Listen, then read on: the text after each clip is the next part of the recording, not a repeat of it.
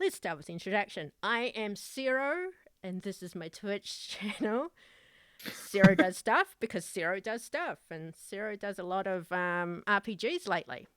And if anyone had tuned in a while ago when I interviewed David from Trials of the Apocalypse, he offered to run Brindlewood Bay for us. And I said, yes, of course. Would you do it on the stream? And he said, yes.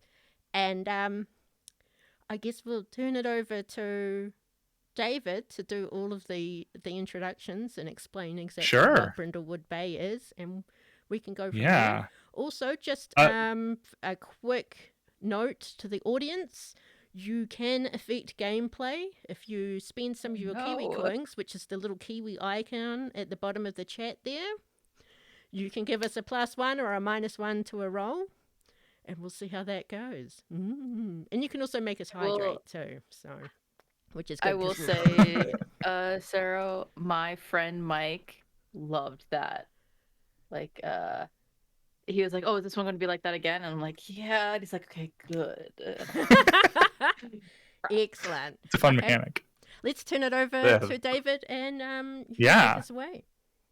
Well, before we get too deep into talking about Brindlewood Bay, talking about our game today, do we want to go around and introduce everyone first, just so that we're clear on who we have in front of us today? Yeah. So as mentioned, I'm David. I host a show called Trials of the Apocalypse, where we play different Powered by the Apocalypse games. We played Brindlewood Bay on that, a different game that I wrote called Bitter Rivals, that I, with the help of Emma, my wife, and actually a couple of our friends helped us spitball ideas for that too. And we're gonna be playing another mystery that Emma and I have concocted this evening, called Trick or Bleat. But we'll get to more of that in a second. First, let's snake around the room here. We can just go in the order. Twitch has an order. Yeah. So it's me, the keeper, and then next up is Sonny Polanski. You want to introduce yourself, Miah? Yeah, I will say, for the audience's knowledge, and I think I told you guys, I'm taking a lot of inspiration from my grandma. So my grandma's name is Sunny.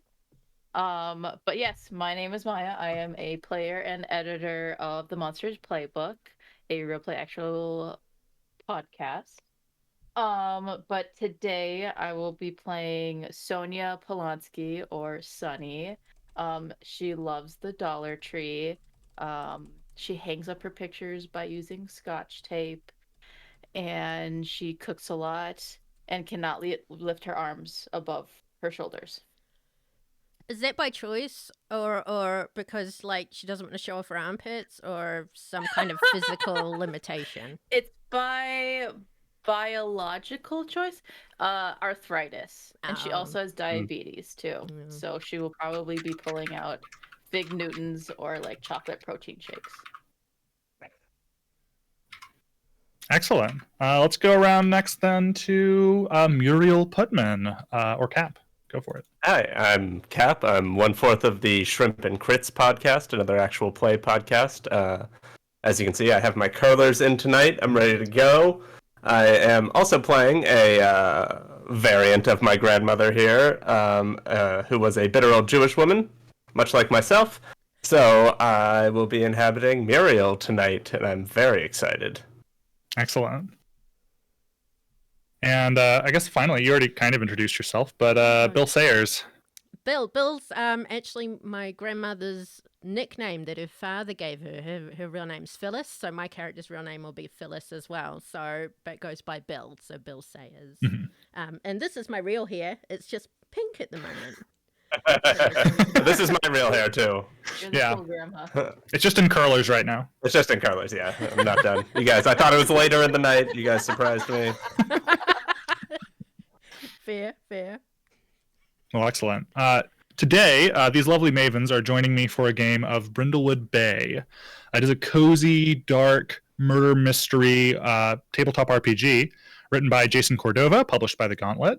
It's something that I love to play and enjoy. It's Murder, She Wrote meets a little bit of Lovecraft. There's some cult activities going on in your sleepy Bayside retirement town. It's a lot of fun. And it's also a unique quality of it is instead of this mystery being set in stone, what I have for the mystery are a variety of characters, places, clues, elements that the players, as we go through the game, are going to stitch together, and at the end of it, they're going to theorize and put together their own solution for the mystery. And when they roll for it, we're going to determine whether or not it's right. And then we'll have a scene as a consequence of all of that. So look forward to that as we go. This is a DIY mystery, I suppose. And I'm very excited for it. A quick overview of some of the roles that are going to be happening today, just because some of our members are new to the game. All of us. Most rolling is going to fall down to the day move or the night move, depending on the time and or danger of the situation. These are just little catch-all moves that we'll roll for if there's some obstacle that the Mavens are trying to overcome or something risky or dangerous happening. The explicit text is if the Mavens are trying to do something risky or face something they fear. And then they'll roll an appropriate ability modifier, and then we'll see what happens based on how the dice shake out. Everyone present is familiar with PbtA, but a quick overview. A lot of these games have a success breakdown of a 6- being a miss, where I, as the keeper, will get to take some action. 7 to 9 will be a mixed success, usually with some sort of complication or cost. And then a 10+ is a full success, and sometimes if you get a 12+, there's some special extra stuff you can get. So depends on the move. Another core move of the game is going to be the meddling move, which is basically just how the Mavens are going to be investigating their local murder mystery. There's the cozy move, where they can come together and engage in one of their cozy activities and try to shed conditions that they might acquire through the game. And then there's also theorize, which we'll get to towards the end of the mystery, where they sort of hypothesize what the solution might be and roll for it. And there's also the Mavens are joined together in this fiction by this book club they're all a part of. They're all a part of the Gold Crown Mysteries Club. I don't know what you all call it. But that's the name of the series. And there's a move of the same title where at any point during the game, if you're heading up to a roll, you can say, this reminds me actually of something that happened to Amanda Delacourt, the main character of the Gold Crown Mysteries. And you can explain sort of what you think happened in a book that you all have read. Then you can all together come up with the name of the book, and then we will just take that roll as if you automatically had a 12+. And we will add to our list of novels for the Amanda Delacourt series. That can only be used once per session, though, so use it sparingly, but feel free to take advantage of it if you would like to, though. It's always there on the table for you to enjoy. All that being said, that's most of the stuff. There's also the occult move in case we get to some of that. But that's sort of the main stretch. We're basically going to introduce the mystery at the beginning. There's also going to be a mechanic of paint the scene questions. Whenever we get to one of our set locations, I'm going to ask a question for the Mavens. It'll either be for one or all of them, to sort of add some detail to the scene. And those will be guided questions, and we'll get to those more later. Any questions before we start? More a warning. I wasn't No. listening, so we'll find out. Well, from the top. So we have 3 Mavens today. I was gonna say I'm listening, but it's all like a lot. I was fiddling yeah. with the visuals, okay? I'm sorry. But I think What's that's wild and probably fun. probably on par for the character. Too busy painting the thing. Yeah, so actually, and there's actually a very fun thing we're going to start with. And I'll explain that in a minute. But first, for each of you gave like a quick little blurb a minute ago, sort of like high level, what inspirations you have for your character. But let's talk real briefly, looking over your character sheets. We don't need to go over stats or anything. Those will just come up when they come up.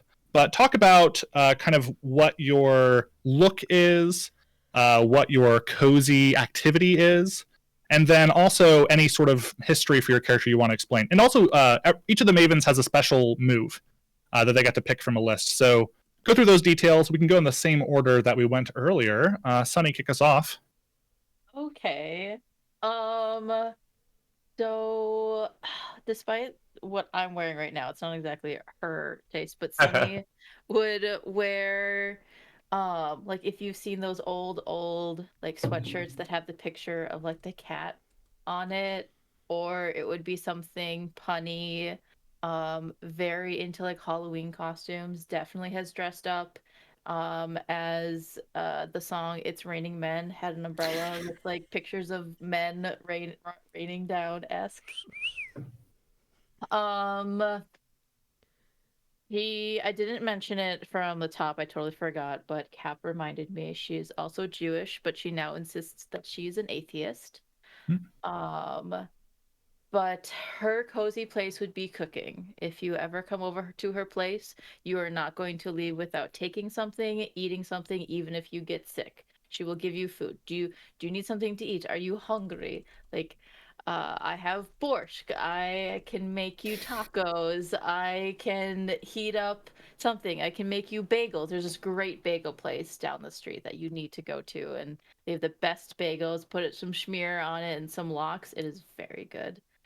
Um, let's see. What else do you want me to What's bring? your move? What's your maven move? Oh, yeah. My maiden move is Angus MacGyver. When I improvise in a situation using whatever is at hand, ask the other players and keeper to name 3 objects that I find in the environment. So long as I can give a plausible explanation for how one or more of these 3 objects will help us with an action, I can have advantage on a single roll related to that action. So I think that definitely plays to this character's personality because Yeah. I definitely put things together like penny pinching. Like I will make my own cards. I will take That's out of called like crafting, tinfoil. not penny pinching, dear. It's a little bit of both. Like Dollar Tree is where it's at. Like you can buy some great knockoff brand soup and crackers instead of paying like the $7 at the grocery store. Get it for $1. Excellent. So that is Sunny in a sunny summary. With Muriel, what's sort of your look, cozy activity, a little bit of history if you want, and also, of course, your maven move. So Muriel, I chose for style Dorothy from the Golden Girls because obviously she's the best Golden Girl and has the best style. But it's like white slacks, a blouse, and like a diaphanous scarf. Like not a scarf to keep you warm or anything. A little sparkle, a little flare. She's a small woman, thin, short. I imagine short hair despite my wild wig here. Her cozy activity is being the neighborhood Yenta, which is a Yiddish word for all you Goyams out there. And it basically means that she is out the window, watching the neighborhood, seeing what's going on, taking notes. She knows that George is hanging out a little too much with Mrs. Schwartz from down the street. She knows everything going on in the neighborhood. As far as a maven move, I couldn't say no to the move called Dale Cooper. This increases your sensitivity score +1, and at the beginning of each session, the keeper will give you a void clue in the form of a strange, unsettling dream you experience. Yeah. I like any move that gives you a vision at the beginning of the mystery. Mm-hmm. How could I say no? And I guess if you're a bagel and lox person, I'm like chicken liver and provolone on a bagel. Yeah. So we're hitting it from both ends. I don't know if you can see it, but I borrowed some bagel earrings from my they're grandma. lovely. Yeah, and the other Beautiful. side is the other side of the bagel. Excellent. These headphones weren't smart. Just push your hair back over your ears, and you should be fine. Right? I have to play with my ears. Oh, Maybe. do you want to play with your ears or your hairs? My hair. Words are hard. Yeah, that's fine. Fair enough. And that does actually give me an opportunity also to mention what void clues are. So there's 2 kinds of clues in Brindlewood Bay. You have sort of regular mystery clues, and you also have void clues, because in a campaign of Brindlewood Bay, everything is building up to this grand conspiracy that's taking place in Brindlewood Bay. And along the way, through the different mysteries, you collect void clues that are part of that void eldritch conspiracy. In our case, since we're only doing a one-shot, this is a house rule. It's not in the book, but I like it. If we're just doing a one-shot, I think void clues can count as mystery clues. I will just say that void clues are going to be generally more supernatural, creepy, and unsettling. So you're free to incorporate them should you wish, but it will make things weird, necessarily weird. But throwing that out there for you. But last but not least, we do have Sero with Bill. With Bill. So Bill, I decided to go with Hippy Dippy, but I'm sure you've seen the grannies out there that have all the jewelry and the bling and the glasses and everything. So my grandma was that she had like a ring on every finger, but Yes. not really in the clothing Hippy Dippy sense. My cozy activity is painting, but not the kind of painting you think. It's more that wall is bland, so her house is very colorful. You know how those rainbow colored houses? She has like a rainbow baft all over the house kind of thing. So she's known as the crazy painting lady. She's also painted her car, which I'll get to in a moment. Well, so what else do I have for her? She really loves hang on, I'll start with this. I like bright colors and I will paint anything. Both of which explains why I recently bought a hearse and painted it purple with bright pink flames down the sides. My son-in-law often comments on feeling a headache approaching whenever I get creative. And I also enlist my grandson's assistance with some of these endeavours. And I like to leave googly eyes on objects in the hopes of bringing a smile to whoever happens upon it. And for some reason, I keep finding sandwiches. I'm just not sure if I've made them and forgotten about them or if someone else is leaving them for me. I love that. So I took the, what move was it called? The Michael Knight move. Yeah. I can't find where it's written. Which is you have a trusty mode of transportation, an oversized sedan, motorbike, in my case, basically, the purple hearse. That has gotten you out of more than one sticky situation. Give it a name and add it to your cozy little place. And when you use it to get an advantage on a die roll, leave it unmarked. Also, I forgot to name it. Does anyone have a suggestion in the audience? We'll grab that in a moment. Ooh, for the hearse? Yeah. Also, a -1 to Miah for her next roll from Fury Summer. Damn, right off the bat. Yeah. Yep, that's Mike. Hi, Mike. Thanks for joining. If you don't want to spend your Kiwi coins on that, we also have a mini challenge in the Kiwi coins there. If you go and you click there at the top, it says unlock a mini campaign where I will run a regular mini campaign on the stream. At the moment, it's looking like D&D, so spend your Kiwi coins on that if you'd like. Or make us hydrate. I don't know if this is... I'm going to post it in chat. But there's a house that I've been to. Oh, I don't know if that's going to work. While you're doing that, Cap has a +1. That wig is rockin' from Dixon. But wow, that is a link that broke. I know. Oh no, I don't.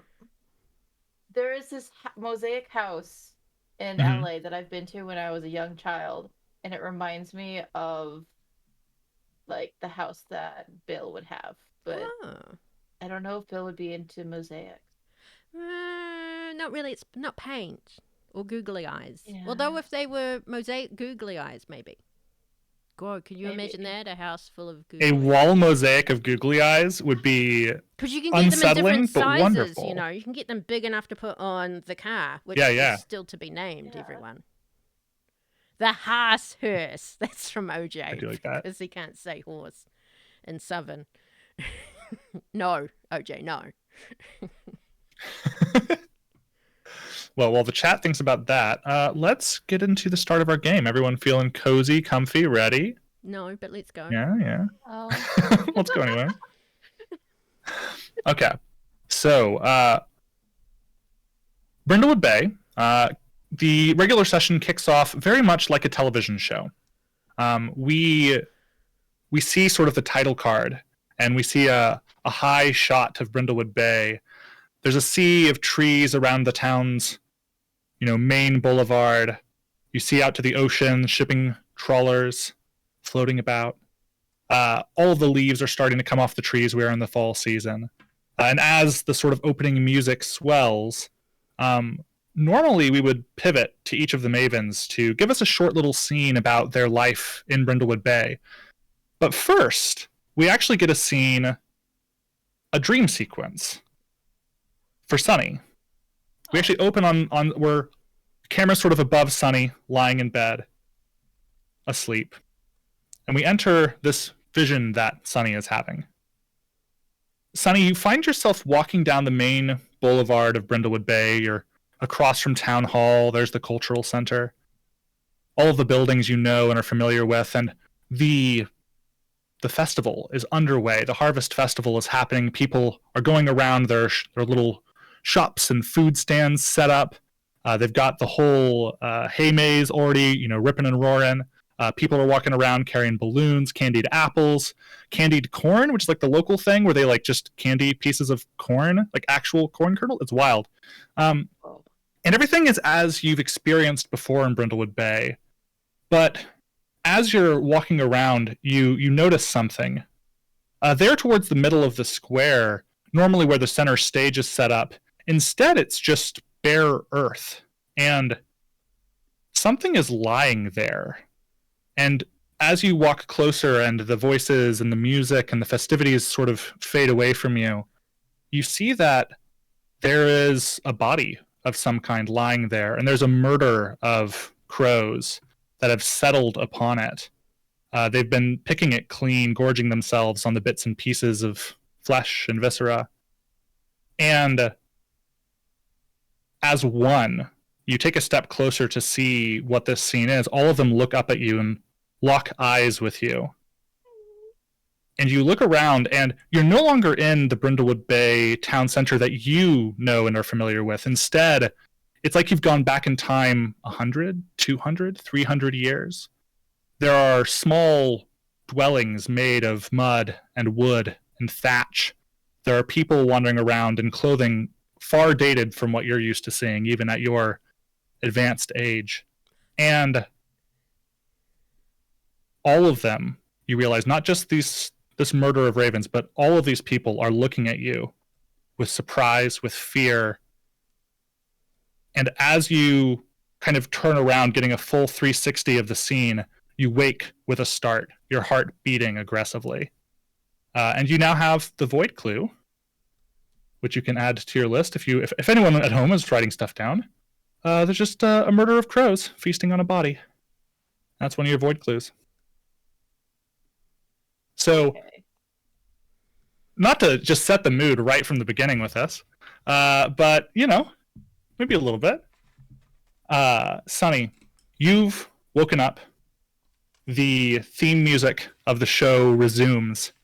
We go back through our title sequence.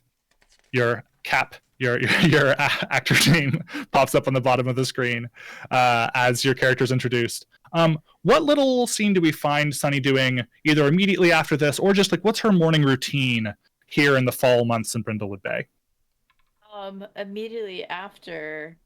Well, this is for let's do Sunny first, and then we'll. Sunny, that is Sunny. I think Sorry, you have I'm that. bad at words. What I have my naming order wrong. That's Muriel. Everything I just said is about Muriel, not about Sunny. Whoops. Oh, well, this is Rip. awkward. Muriel. Because Muriel's the one who has the move, right? Yep. Mm-hmm, mm-hmm. Yeah. I had my names mixed around. Great way to Okay. start. I knew what you meant. Okay. Yeah. So Muriel. Jewish women, I get it. Yeah. Where do I add this clue on my page here? Yeah. So this is a void clue. So normally would sort of go. You can just add it to your normal clue list if you've got a spot for it. Perfect. Yep. But I will know that it's a void clue. So Love it. Clue, murder of crows. yeah. Glad I was listening. What does it look like? What am I doing? All my notes. Yeah. So what's Muriel's morning routine? Whether it's influenced by that dream or not, just what's her enjoying life here in Brindlewood Bay? Well, I think it's like maybe retirement condo life. So wake up in the morning, obviously get ready, have a nice cup of tea, and get in my seat by the big bay windows in the front of the house to take a look at what everybody else is doing this morning. I'm going to open up my little black book that is perfectly organized with all my neighbors. This sounds a little intense. I know it does, but I promise I'm just keeping the neighborhood safe. It's like neighborhood watch, Yeah. I noticed that Mrs. Perlman's dog has a new limp. That's new. And maybe I noticed some extra birds that aren't usually around hanging on the telephone lines. Yeah, you take note of them. Maybe they don't normally make their way into your records, but they sure do today. Yeah, they're hot on the mind. But I sip my tea and look out at the world before me. So the camera pans, we pivot. Or it's more like a hard cut. The title card shows up for Sunny. Sunny, your life, Brindlewood Bay. Where do we find you in the morning in the fall times? Waking up without any of my dentures in, drinking 2 days ago coffee that's still in the pot that's been in the fridge. It's still good. And then honestly, I would probably call up Muriel.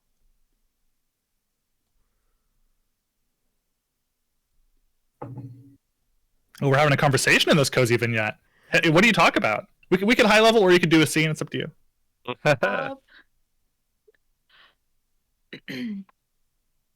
Muriel, did you catch the news last night? No, I must have fallen asleep through it. What did I miss? Tell me. I'm ready. I got my pen. You tell me what I need to know. Sunny's gonna tell like all the interesting things, and then afterwards they had a documentary about Buck, and it was great. I'll let you know when it reruns. I'll set the TiVo. Go ahead. Oh, I was just gonna say, it sounds like you're drinking 2-day-old coffee, and I think it's about time you made a new pot. I can hear that from here. It's not great. It's still fine. It's just flavored water. I can do it days later. It's totally fine. I mean, if I was eating, expired cheese, then it would be an issue. But it's just coffee. You do you, darling. What are you doing? What's on your agenda today? Are you going to the club today? Book club. Is that where we're going? The book club? I don't know. I suppose so. Let's push in a direction. Of course I'm going to the book club. I wouldn't miss it for the world. Good. I'm glad I will see you. I will bring my lemon squares. I know how much you love them, and everybody else. Can't get enough. As long as they're not 2 days old. No, I made them last night before I went to bed. Foolish me, I almost even left the oven on. Oh, we're gonna have to have a talk with your son about getting you some help, but that's fine. It's fine. You don't need to bother Bennett. I can do this on my own. I am independent.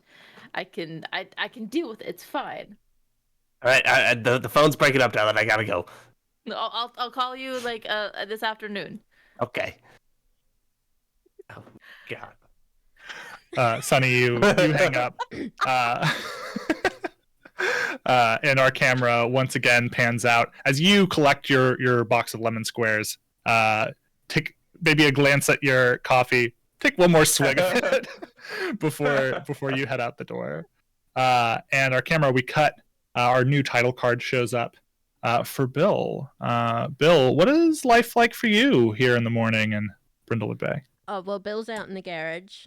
She's behind her son-in-law's car. Well, to one side of it. And she's just putting the finishing touches on while her grandson, Braden, is acting as lookout. So they've painted a nice sign on the side of his car that he won't see, hopefully, because he doesn't get in that side. Is he there yet, darling? Is he there? Is he coming? I'm almost finished. No, you're good. He's still watching the TV. Okay. I just one more googly eye should do it. Yeah. Two more. Giant one. Fixes it to the door. You fix it to the side. What have you drawn on the side? Well, see, if it was normal me, it would be a phallic drawing. But since it's a little old lady me, it's this really weird kind of giant worm thing that goes along the whole side, and it's got big googly eyes and funny little teeth. Okay, I love that. For no reason. Yeah. It just struck her this morning. The whole side of the car needed a big giant worm on it. And she stretches it back, and then she's like, "Okay, I think it's time for a drink, dear." Yeah, the kid runs over and is sort of taps. She's like, he's coming, act natural.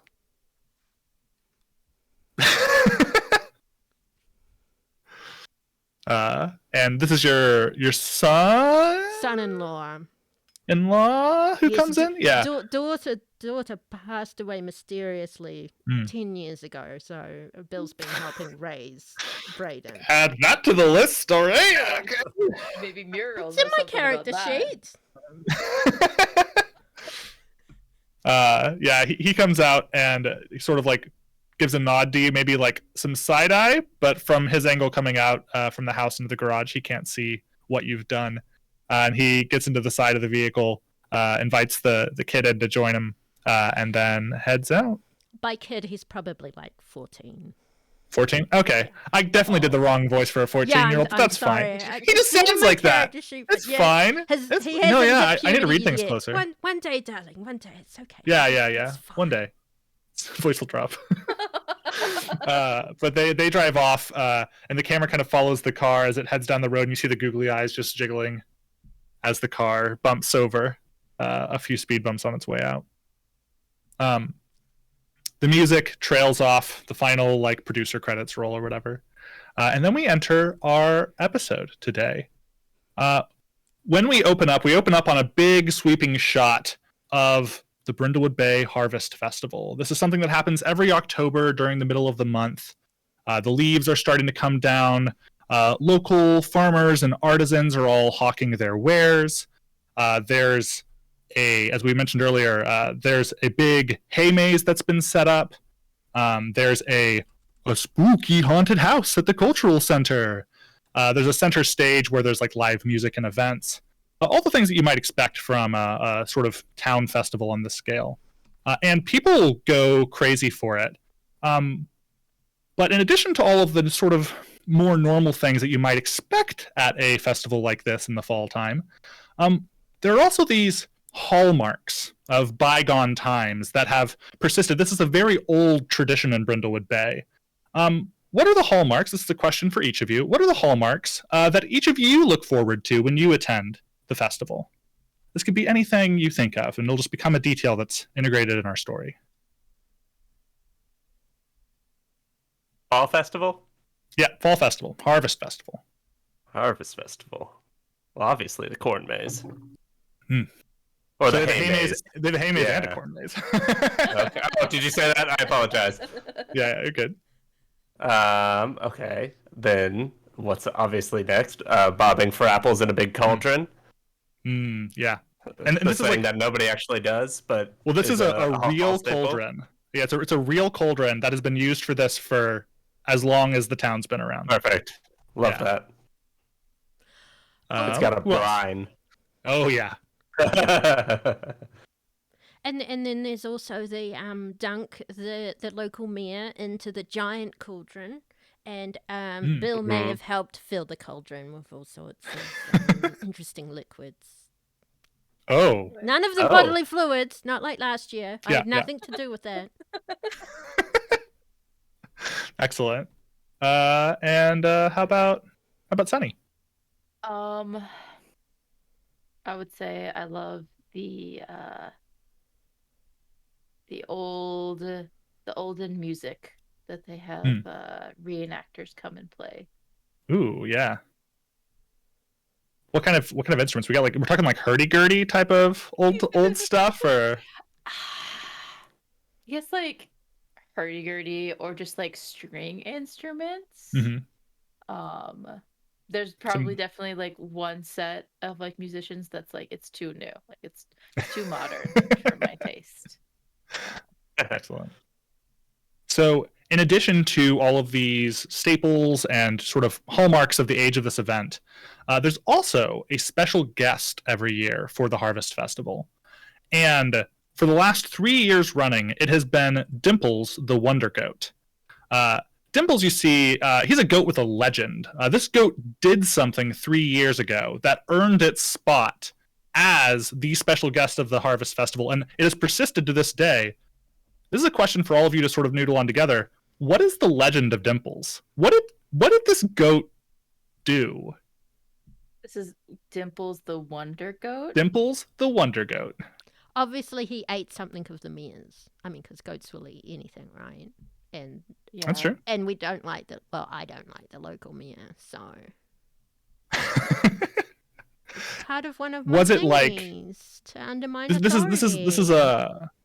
this is a wondrous thing that Dimples did. Oh. Was whatever it was that was eaten, was it like poison? And as it turns out, and like the goat saved the mayor's life, or Oh, well, then I wouldn't really like the goat, would I? What about he ate something and he pooped out rainbows or something? It was rainbow poop and tinsel. Could it He ate a could it Christmas tree be- decorations and all. could it be that Dimples ate some sort of like contract the mayor was about to sign that brings in like the local or like a big box Walmart Costco-esque? Like, we don't need that here. We're a quiet. so Dimples the Wonder Goat fought big business coming into Brindlewood Bay. He fought capitalism. I mean, hey, the legend is up to you all. So whatever like you that pick. one. I like I had that a one. little bit of an unnerving idea Yeah? that Ooh. the goat's name is Dimples because everybody smiles, even if they don't want to, when they see Dimples. Because you get dimples when you smile, obviously, and it's just like this unnerving grin that everybody gets because they don't even know why they're smiling, but Dimples makes you smile. That's horrifying. I would hate this in real life, but when I heard Dimples, that's all I thought about. It's like a wand of smiling from D&D. There you go. Mm. A goat of Well. smiling. What do you all think? What do you want to pick? I love all of those options. but- Yeah, could I like the kind of- goat eating capitalism. I do. yeah. I mean, we could kind of like merge them a little bit. That like we kind of smile in hopes that like he does to keep him happy and doesn't. Oh, eat any of no. us. Appease Dimples. Doesn't You must eat any smile of to us. appease the goat god. Yes. Doesn't need any of our precious documents and money. There's, I love them that there's like this combination maybe of like these little drops of legend. No one's really sure what was true about Dimples anymore. Did he eat something poisoned for the mayor? Did he eat the deed to the Walmart? I don't know. Or does he just make everyone smile whether they want to or not? Who's to say? Who's to say? Okay. I feel like we've got reason enough for Dimples to be held in this position of esteem at this festival. Or terror. Or terror. I mean, esteem from terror. Better to be feared than to be loved if you're Dimples, right? And there's like, I have a little special bonus question here. Like, why do the children of Brindlewood Bay love Dimples? And if he just makes them all smile, and he's like a soft goat, so like I feel like that sort of already answers that. So He eats their homework, so they can use that as a valid Yeah. excuse. yes, if your homework was eaten by Dimples, your teacher by law in Brindlewood Bay cannot ask for it a second time. Yeah, Love there's it. a dimple Like- clause. Yeah. Dimple claws. Like little Sebastian. Which was not eaten in that document. Yes. Yes. So, this is the Harvest Festival. All three of you are, of course, attending this event, as does 75% of the population of Brindlewood Bay, and many tourists who come in for the event. Brindlewood Bay is located in Massachusetts, about an hour or two away from Boston. So, some people from the big city drive out for these sorts of special events here in the town. And as you all are attending, making merry, I think together, what event do you all go to first? It's in the late afternoon. The festival is well underway. It will get dark soon, but the sun hasn't started to set yet. What was like top of the three of yours list to go and attend first? It could be anything we've listed so far, or something else you think is at the fair. Gotta be the dunk tank. Dunk tank? I think Sero's idea, Bill's idea of the dunk tank is great. And then, of Mhm. course, Yeah. to the secondhand bookstore, in case just, there's old original prints of that book series we like, which I've immediately forgotten. So the three of you are at the dunk tank. Of course, the mayor already having. I think so far they've been safe. It's early in the day still, right? Early in the festival, at least, late in the day. And the three of you are here in line. You've just paid your, $5 for 3 balls to throw and make an attempt. Each of you is going to get an opportunity. for 3 balls. Well, one of you did. I think it sounds like Bill would be willing to. Well, Bill, Well, I'll pay will five give you for three balls. $5. Yeah, we could Yeah. we could do a ball each, or Bill could That's what I'm spot saying. you forever. Yeah. Are we allowed to bring our own balls? And the person Bowling attending is just ball. like, they have to be regulation bowls. We've got a set right here, and they like present to you like they're like kind of like 1.5 times sized baseballs, like not quite a softball, not quite a baseball, just so that it's uncomfortable in everyone's hands. And they hold them out to you. Each of you take a ball. I will actually, just for funsies, before we get really going, I'll take a day move from each of you to try to hit this. This will be a vitality roll, and I want to ask before we get into this, what are you all worried about will happen if you fail? What are you worried about? Throwing out my arm. Oh yeah, you can't lift your arms above your head. It's gonna be a tough throw. Yep. I do remember I have a -1 to my next roll, so this would be great. That'll be fun. I only have another $5, so I'd have to spend the money on this stupid meal. Yeah, because you will spend money until you get it. Love that. And I think I'm worried about getting splashed and ruining this great festival outfit that I have handpicked. Especially all because of it's you blackberry roll. juice, so this beer is going to be purple before the day is done. It's true. Oh, there's blackberry juice in the dunk tank. Yes, a suggestion from Oh, Dixon no. and chat. Oh, excellent. So, each of you please roll 2d6, add your vitality modifier, and then tell me your results. And Cap has a +1, I believe, and Miah, you have a -1. Yep. +1, that is a 12. Oh, very good. Nice.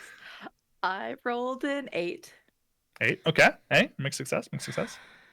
I only rolled a 4, but No. can I go, what's that over there? And as just before I'm about to throw it, and then have Braden pop up and kind of punch it as I roll an extra dice. So you're going to cheat. Yeah, of course. I think in this case, that would count as this is a mechanic we haven't talked about yet. After doing a roll, you can what's referred to as putting on a crown. Crowns are a finite mechanic that you can take advantage of in Brindlewood Bay. You have crowns of the Queen and crowns of the Void. Putting on a crown will let you take a roll and bring it up to the next stage. So if it's a miss, you get a mixed success. Mixed success, you get a full success, you get a bonus success if that move has something special for 12+. Yeah, you're free to put on a crown, and we can talk about its consequences if you want. Yeah, okay. What are the consequences? What do I do? Well, Crowns of the Queen, you'll have to narrate a short scene. You can pick from the different Crowns of the Queen which one you would like to do. Crowns of the Void just advances towards your Maven's Doom. And each of them has a small consequence tied to it. The first one is basically free. Hardly anything with the first Crown of the Void. I'll have to consult the list. The first Crown of the Void is a Shadow in the Garden. And all that happens with that is during cozy vignettes or cozy move scenes involving you, you must narrate how dark entities subtly reveal themselves in the scene. So I'm just picking one of the. Do I have to go in Yeah, so you order? can. Or No, so with Crowns of the Queen, any order. With Crowns of the Void, they have to happen in step. okay. And I will say above table, normally what happens with this is I'll narrate what happens, and then you can decide whether or not you want to spend a crown and essentially like, oh, we're rewriting the TV show. This is what happened. But that's so you can fully understand what the consequences would be. In the case of this move, which is kind of fluff, you'll just miss and you'll have to pay $5 and buy more balls. So. The last two are pretty dubious. Which I'm sure Miah will go for. A flashback of your fondest memory of your late partner. That would flashback. Okay, So what do you think about that gives you the strength in this moment to nail that bullseye with the ball? as that little. I don't have any Jewish words because I'm not Jewish, but I'm sure you can insert a word in there. Man is leaving the house. I throw the ball at the back of his head. Except back then it was a sandwich. So, and this is a fond memory. This is a fond memory. I nailed him with that sandwich back in the day. It was great. him Can I get leaving. Mustard everywhere. Yeah. Can I get Yeah. some clarification? What kind of sandwich? Oh, fish sticks. Hmm. I put stick everything in a sandwich? sandwich, dear. It's much more travel friendly. Yeah, Classic that makes sense. Massachusetts sandwich. Everybody knows. Makes sense. Excellent. So yeah, perfect. Bumps you up to a mixed success. I think for both Miah, Sunny, for Bill as well. Since both of you had mixed successes, you're both also going to gain a condition from this, which is the ire of the mayor. So you can add that to your list of conditions. You have a pool of 3 you can have up to. So if at any point during the course of this, if you haven't shed that condition yet, if having the ire of the mayor would be a bad thing for you, then you'll roll at disadvantage should the time come. So both of you take that condition, and meanwhile, full success. I think I think you're the first one to nail it, and so they don't even no one has hit it yet today. Everyone has missed. And so, Muriel, when you nail this sign, they're not even looking at who threw it. And they're underneath this brackish purple liquid by the time they would even notice that they're going down. And yeah, ring it true, you do. I think you nail it front and center, and then right after you, the other mavens, the mayor glowering as they've gotten back up onto their seat. Each of you hit just enough of it that it boop plops and they fall in, and boop plops and they fall in. So not once, not twice, but 3 times in a row. The mayor eats the drink, and you all score that win. That little subtle happy win. So as you all are sort of high-fiving, rejoicing, taking advantage of this moment, sort of power walking up to you, you see the form of a familiar face. This is, let me get all my names. Mhm. Yes, this is Kiana Gilbert. She's the head of the cultural center.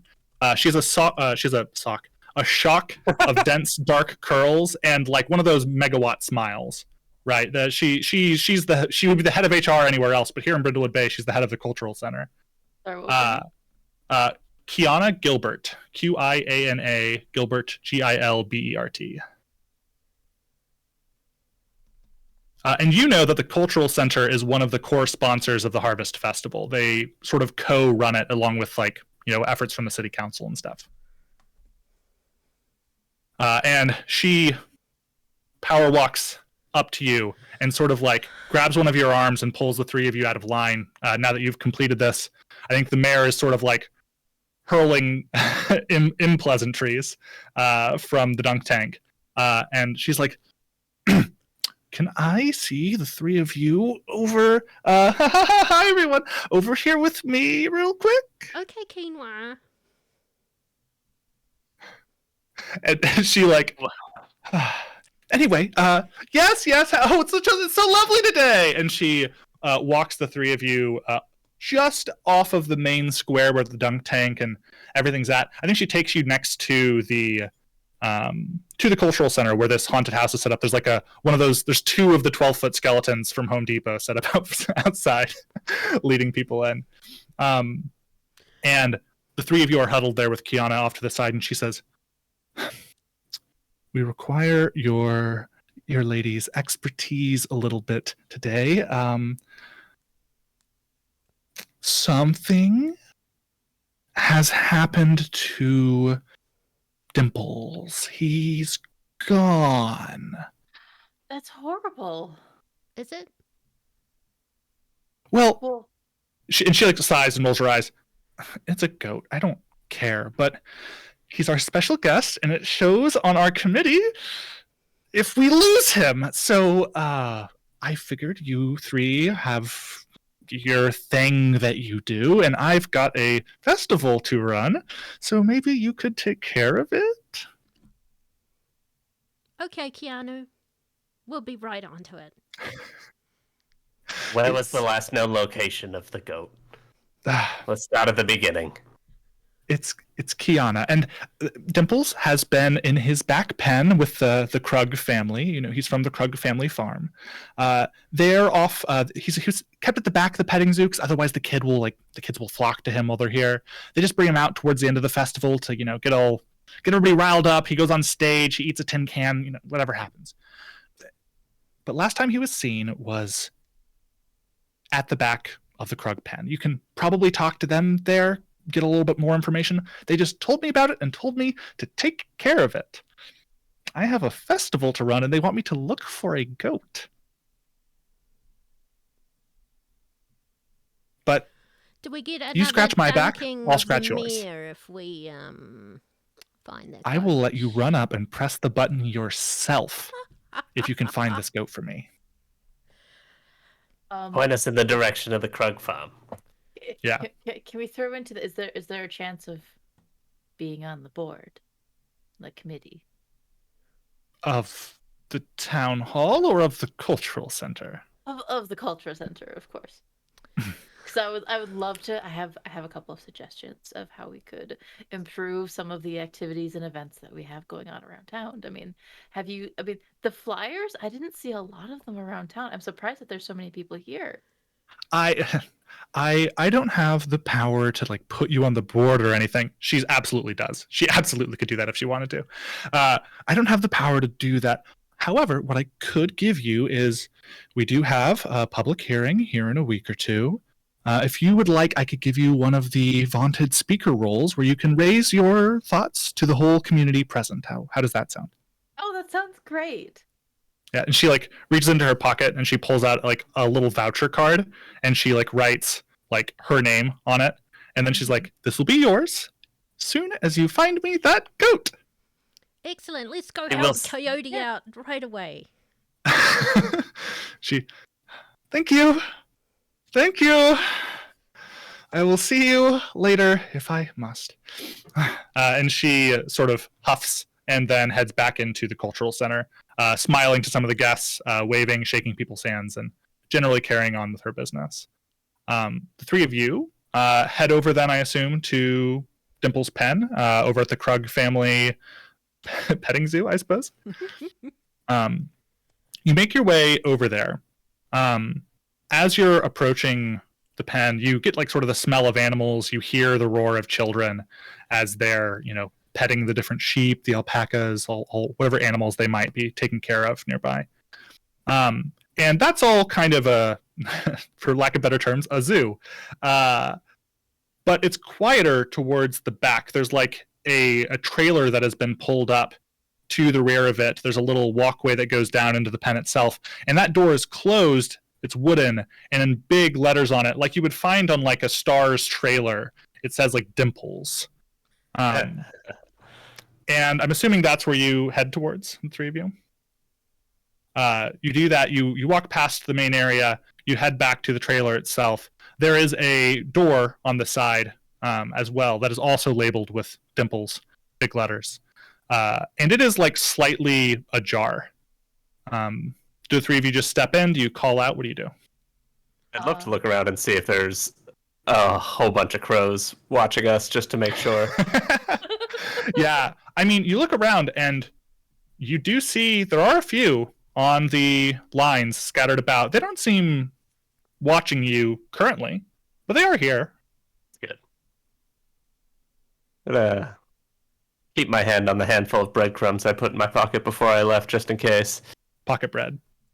Yeah, just in case I get surrounded by crows. But then, yeah, I think we're ready to either go in or look around the place, whatever you two think. Quietly look around, maybe. Oh, I think Sunny is just like, "Hello," Oh. and the door that's ajar. She like knocks. Kiana asked us to come. They need help. Hello, this is Sunny. Yeah. The door opens. You see a younger middle-aged woman, probably upper 30s, lower 40s, standing there. She's dressed rather nicely, but still very sort of like country vibes. She has a very clean pressed. What's the material? Blouse? Plaid. Chambray? Oh. Chambray's good. Flannel? Yeah, flannel, thank you. There's the one. Yeah. She's got a pressed flannel shirt, which is like a strange combination of factors. But I don't know, she's working it. And she's like, thank you so much. Come inside. I'm Melissa Krug. And she like holds out her hands to you and shakes a few verses and says, come inside and meet Dimple. And she invites you in. Standing behind her, just off center, looking every bit as old as he is Mr. Krug, PbtA Krug. He's well known in these parts as Dimple's handler. There's lots of pictures of Dimple's like on stage, receiving a blue ribbon from the mayor, and meanwhile, like holding the rope off to the side is just this ancient human who I want to describe Mr. Krug as, those photos of like owners and their dogs where like they look the same. That's like Mr. Krug. This man is like just as much goat as he is man. Yeah. Big. And he says, thank you for coming. Appreciate your help with this matter. Kiana sent you. She did, yeah. Yeah. I was asleep over there in the chair, and you see like there's a recliner that's just like it's kind of bolted down in the back of this trailer. And he says, I was watching over Dimples when I was startled awake. There, something was in the trailer with us, and it took Dimples from me. What sort of thing? And like a man thing, or like he opens his mouth and he like starts saying like ghost, and his daughter Melissa is like, somebody took the goat. Somebody just took Dimples. You'll excuse my father is getting a little bit. He's losing a little bit of his memory in his older years. He's fine. You watch your tongue, Missy. I mean. Obviously, that's she's like she just keeps digging herself a deeper hole there. And finally just kind of stops and says, so he was here like half an hour ago, and now he's not. Do you want to like check it out, or? Of course. Obviously, this place is state of the art. I know you got cameras everywhere. What did you catch on the cameras? And like Melissa and PbtA look at each other. I'm just kidding. I know you don't have cameras. Don't worry. I'm just pulling your leg. And they do gesture. So you have a couple of options here. You can, of course, like look around the scene if you would like. Look around the area around. You could talk more to Mr. Krug or Melissa Krug, and like get some more information maybe about kind of the state of things or about stuff like that. Or you could do something else as you investigate this, whatever each of you would like. Let's kind of go around. What do you want to do? We split up. Someone talks to the goat man. Somebody looks for clues. Maybe somebody checks outside. Rock, paper, scissors for the goat man. I mean, I don't mind talking to him. Like, don't move as gracefully as I once did. If I bend down, I might not get up. That's perfect. He gives me the heebie-jeebies, so that works out. Now, feel free to flirt with him if you think it'll help. You've got this. And if you're in trouble, just raise your arms above your head and we'll come and help you. Mr. Krug does have that like farmer strong body, I will say. You could raise his arm, have him raise his arms if you can't. There you go. That's perfect. Teamwork. Tell him it's all part of the questioning process. It's like how would my grandma person. Meanwhile, I've drawn a little evil mustache on the photo of the mayor. There in the background. I'm sure I will be fine.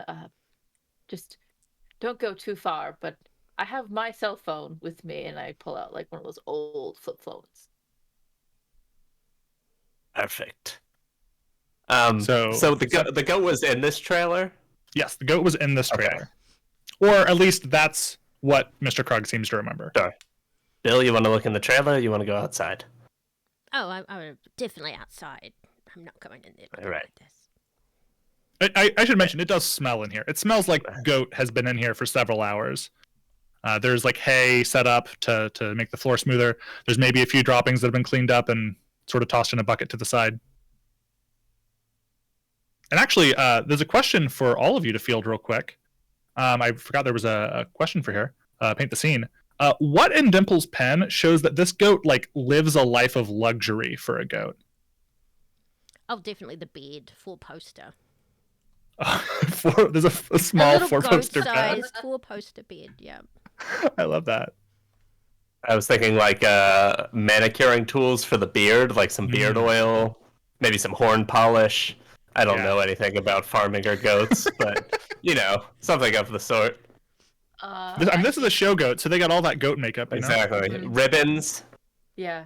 And along that line, I think that they have many different kinds of collars and harnesses and leads. Like, there's leather ones of a bunch of different colors, some bedazzled ones, some jangly ones, some sequence ones, some fringe ones, like all of them. Excellent. So all of those things dot this scene. Sunny, you remain to speak with the Krugs. It sounds like Bill's going to head outside to sort of survey the area.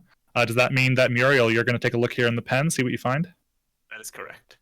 Okay, let's get each of these rolls, and then we'll resolve some of these scenes. So, Muriel, this is going to be a meddling move as you search for clues here. I think this sounds like a reason roll. Same thing for Sunny, unless you're going to... No, sorry, you're talking. Yours is going to be presence. Same thing for Bill, unless you're going to be doing something other than looking around. Looking around, I think. Okay, so that'll be a reason roll as well. Oh, I've got a 6 on the dice plus 1. I've got a 7 all day. So we've got a 7 all day for Muriel on investigating the pen. Ditto. And we got a 9. All of those are lovely mixed successes, which means that, you will gain a clue. However, there will be a complication, either with the clue itself or through something you're going to encounter via it. Trying to think with in the case of these. Can I vote that Sunny ends up having to go on a date? No. I noticed in your safety tools that you were very happy to have a relationship with an NPC. That was before I decided to play my grandmother. Before she decided to play her grandmother, and before she met Goatman, those Mr. leashes Krug. and harnesses he has in his trailer. This is not Redgate and Wolf.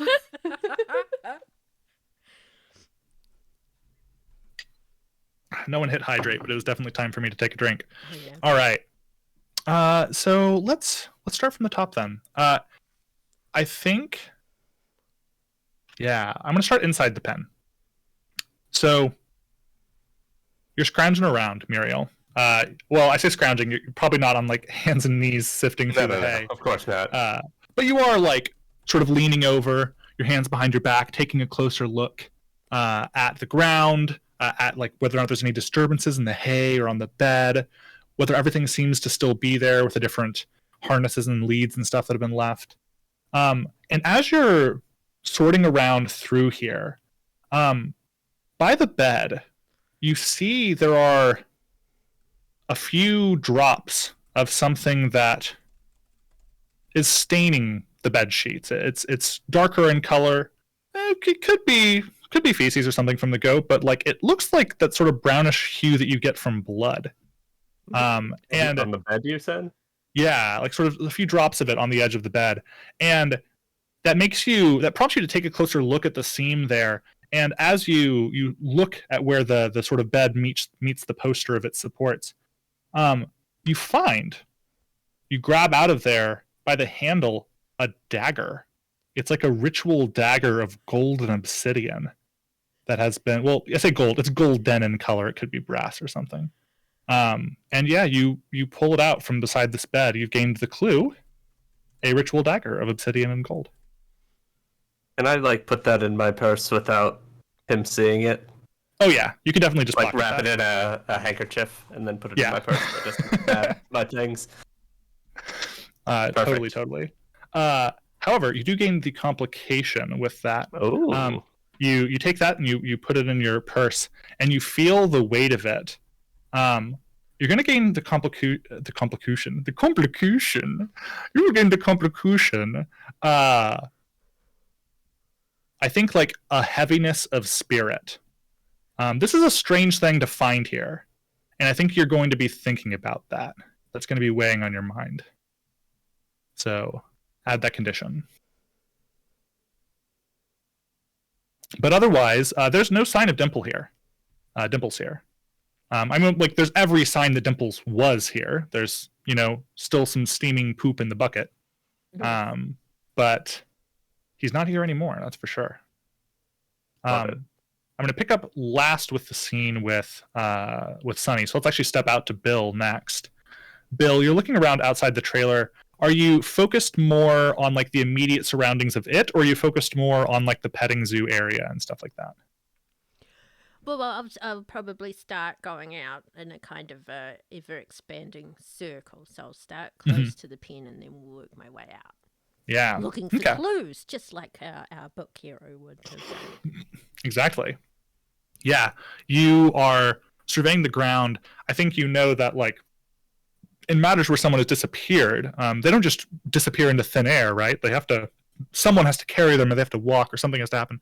So I think you take a closer look at the ground, and you know that the trailer drove up here, presumably with Dimples inside. So why, outside of the gates of the petting zoo itself, why here next to the trailer do you see hoof prints in the dirt? Specifically, they seem to be leading off towards the hay bale maze.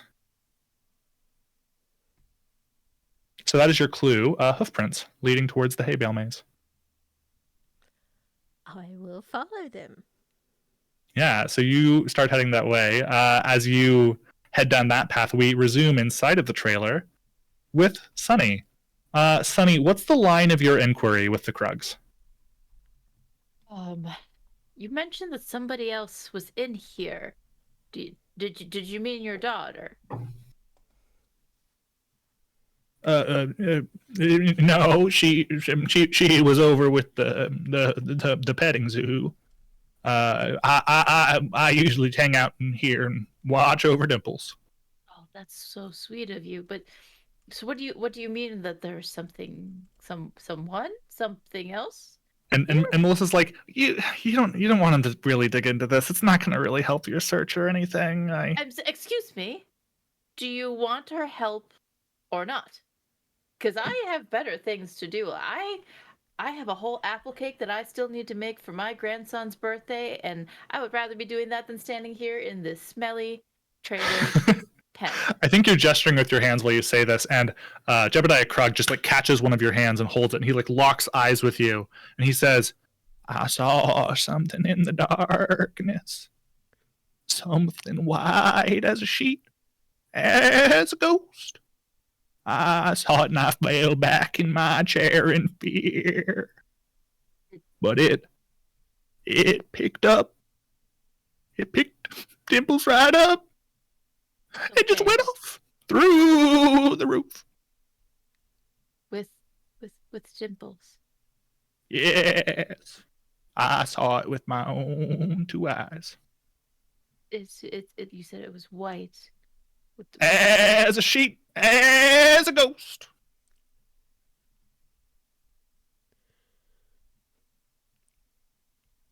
What else? Did you have any other features that you noticed?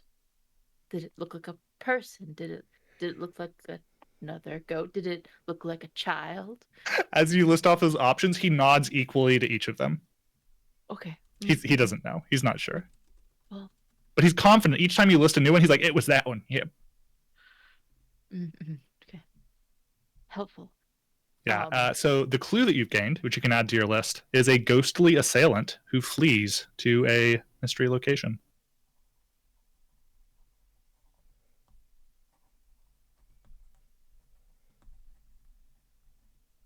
Okay.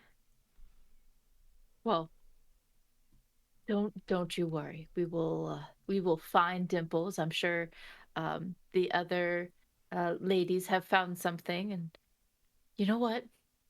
And I'm gonna reach into my purse and like hand him a like saran wrap 3 stack of like lemon squares. To make you feel better. Oh. They're the best in town. I He like I will say. takes a sniff and says like, "Oh, these smell marvelous. Thank you so much, Miss Polanski, Sonia. Miss Sonia. I appreciate you. I wish you luck in finding our dear Dimples." I'm sure we'll find him a goat of his stature. Can't get too far. As you say that, I think you hear footsteps outside, and you see the doorway is open. Out of the corner of your eye, Bill is just like wandering off. No glances back, just heading after the footsteps. Muriel, I think our Bill found something, that they're onto something. Okay, I'll go get her. Unless you want to come with me. You don't have to be alone with this guy. He's kind of creepy. I'm sorry. But you are. You know that, no right? No offense taken. I'm well aware of the effect that I have on the youngins. Weird question, Why, thank you, David. actually. That's quite nice.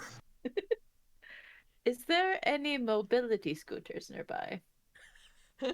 I think this is a sort of... Or like a four-wheeler, like a gator. You know what I mean? I think there's definitely like a mobility scooter type thing. And this is like a disability-friendly event. Yeah. Could Muriel and I grab one of those and try to catch up with Bill? Yeah, I love this idea. Yeah, this is great. She does certainly have a lead on you. And also, just for your awareness, the complication with your clue is you do not know what mystery location the assailant fled to. You just know that they fled. Okay. So otherwise, you'd have a hint. But yeah, you head off on the mobility scooter. So it's not exactly a two-seater. It's like a single-seater with a basket. Does one of you like hang out in the basket? I was thinking like if we like lift the two arms and then Yeah, you can just sort of squeeze in. One of us was one side. Love it. Definitely safe. Totally OSHA approved. Except here. Yeah. The two of you jet off at the speed of a mobility scooter, which is pretty quick. Not bad. Here, especially since we're in the middle of town, we've got like the old flagstones laid, so it is, flat enough ground. It is a little bit bumpy. You go along, you honk the horn, people get out of your way, and you follow Bill as Bill follows the hoof prints, leading you towards the maze, towards the hay bale maze. As you are, so question: the hoof prints do seem to lead inside the hay bale maze. Do you go in?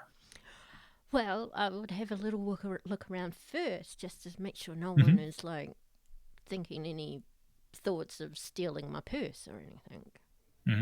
Understandable. So do you inspect this scene as well then? Yeah. Okay. What do you do while you're looking around for? Are you looking more at the people here, or are you looking more? If you're like worried about your belongings, about your purse, are you inspecting them then? Yes. Okay. Then give me a meddling move. This sounds more like composure, I think. Ooh, less reason. Too. 7. 7 overall? Okay. So this is a mixed success. She will gain a clue with this. I think you're looking around at the faces that are gathered here. There's like a small line to enter the maze. There's like you see oh yeah, this will be fun. You see the guy manning the maze. He is wearing a coat that is like a coat and tails situation, right?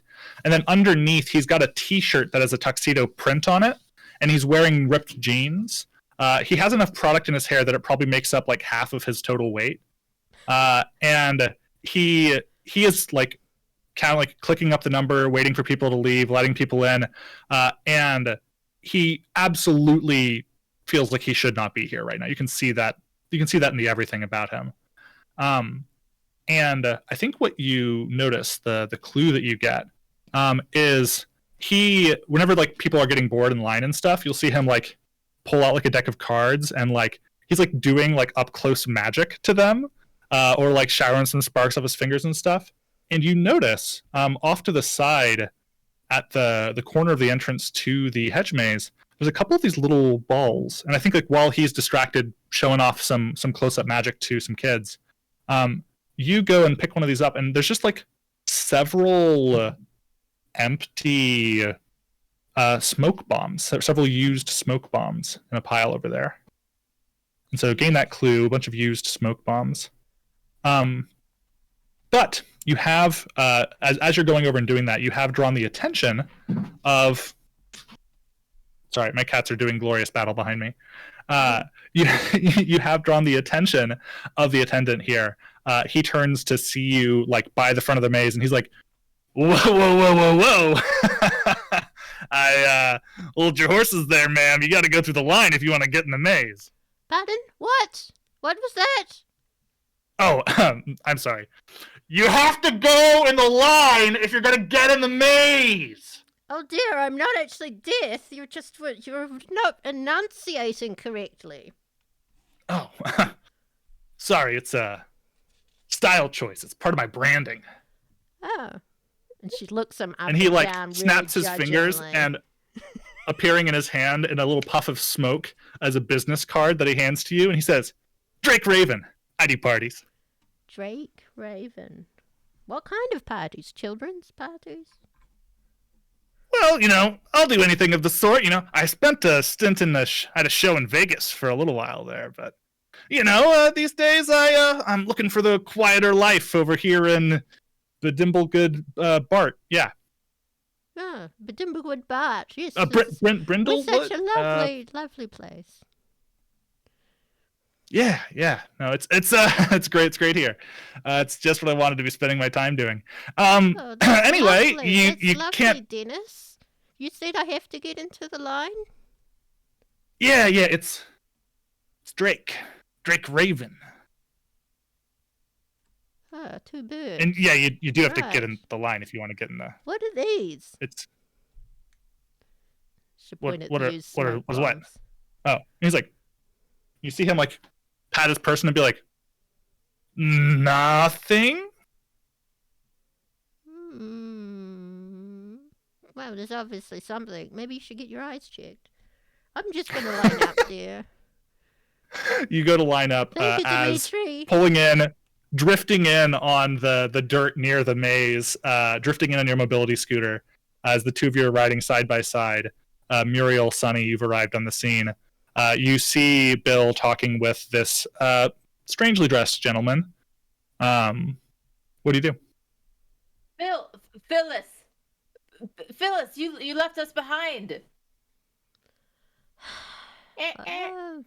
Sorry, but, I just wanted to get here quicker, and you were just... Meet my new friend. What did you say your name was again? Dennis? He walks over. He snaps his fingers as a puff of smoke. He pulls out his business card and hands it to the two of you. It's Drake Raven. Wow, I do parties. Are you a magician? Children's parties, dear.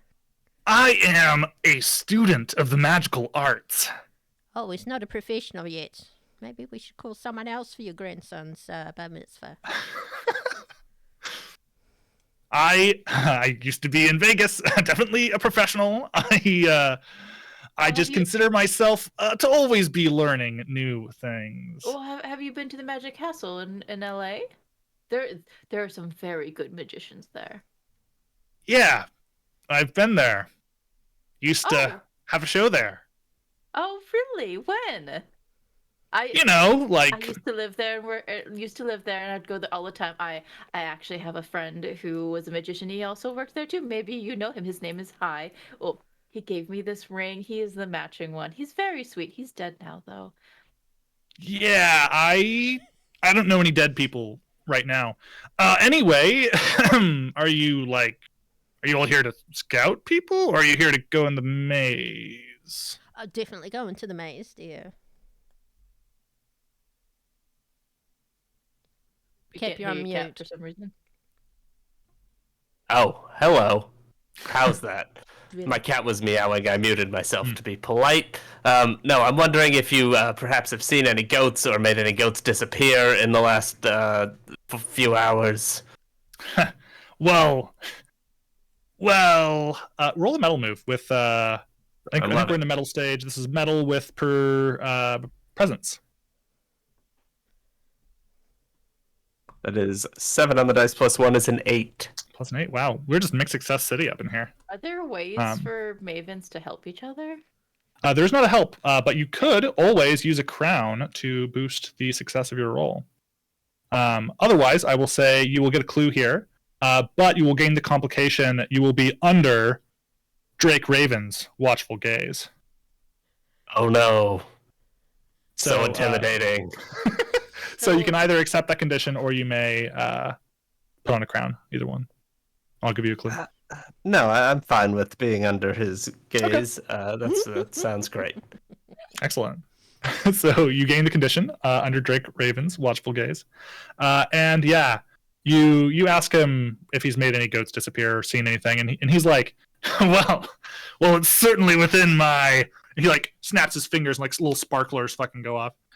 Certainly within my magical prowess to make anything you'd like disappear, except for debts. I do not mess against the IRS. Not in my. That's fair.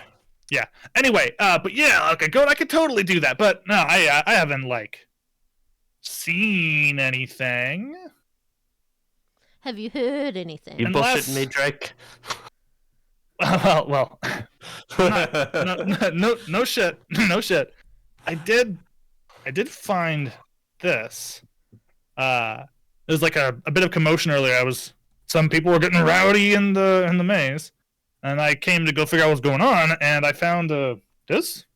And he holds out to you.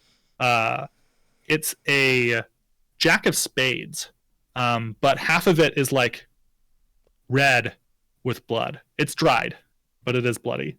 And he holds it out to you, and he says, "It's not from any of my card decks. I would never get my cards dirty." Does Jack it of look like spades. one from his card deck that he was showing me earlier? Or showing I mean, earlier? it absolutely could be. It's kind of dim light out here, and it seems to be a very nondescript jack of spades. Nothing remarkable about it except for the fact that it is partly coated in blood.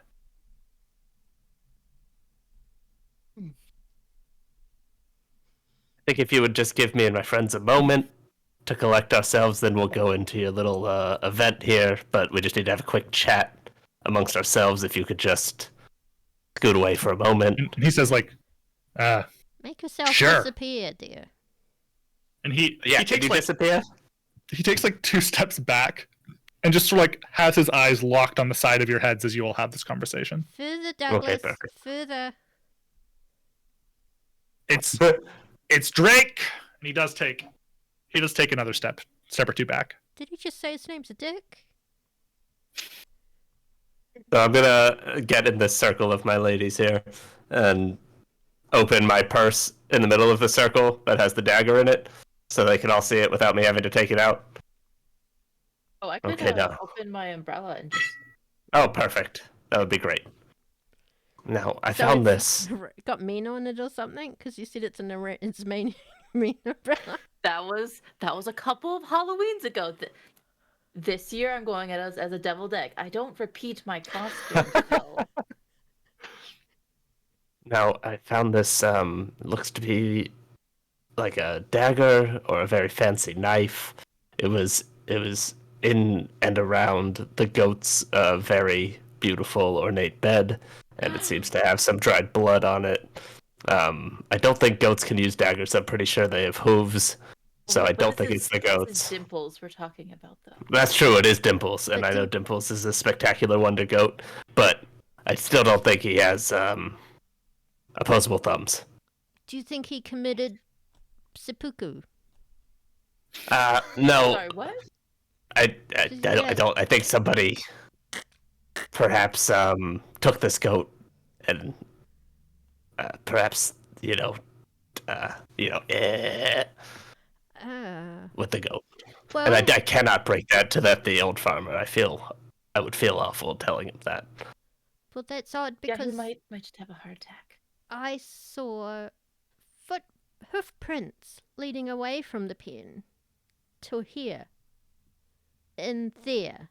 And she is using a paintbrush to punctuate everything. Beautiful. So the hoof prints led here? Well, it looks like he may have just gone for a wander. Okay, well, we covered those hoof prints with our little cot, but that's good. That's okay. Destroying evidence. For shame. We had to catch up to you somehow, but Mr. Krug said that he saw something ghostly, like a sheet, white sheet ghost, descended and took the Dimples, and it fled, but he didn't know where.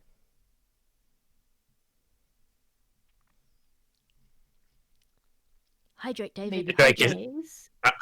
Oh, hydrate time. Mr. Drake, have you seen any ghosts? Or people dressed as ghosts?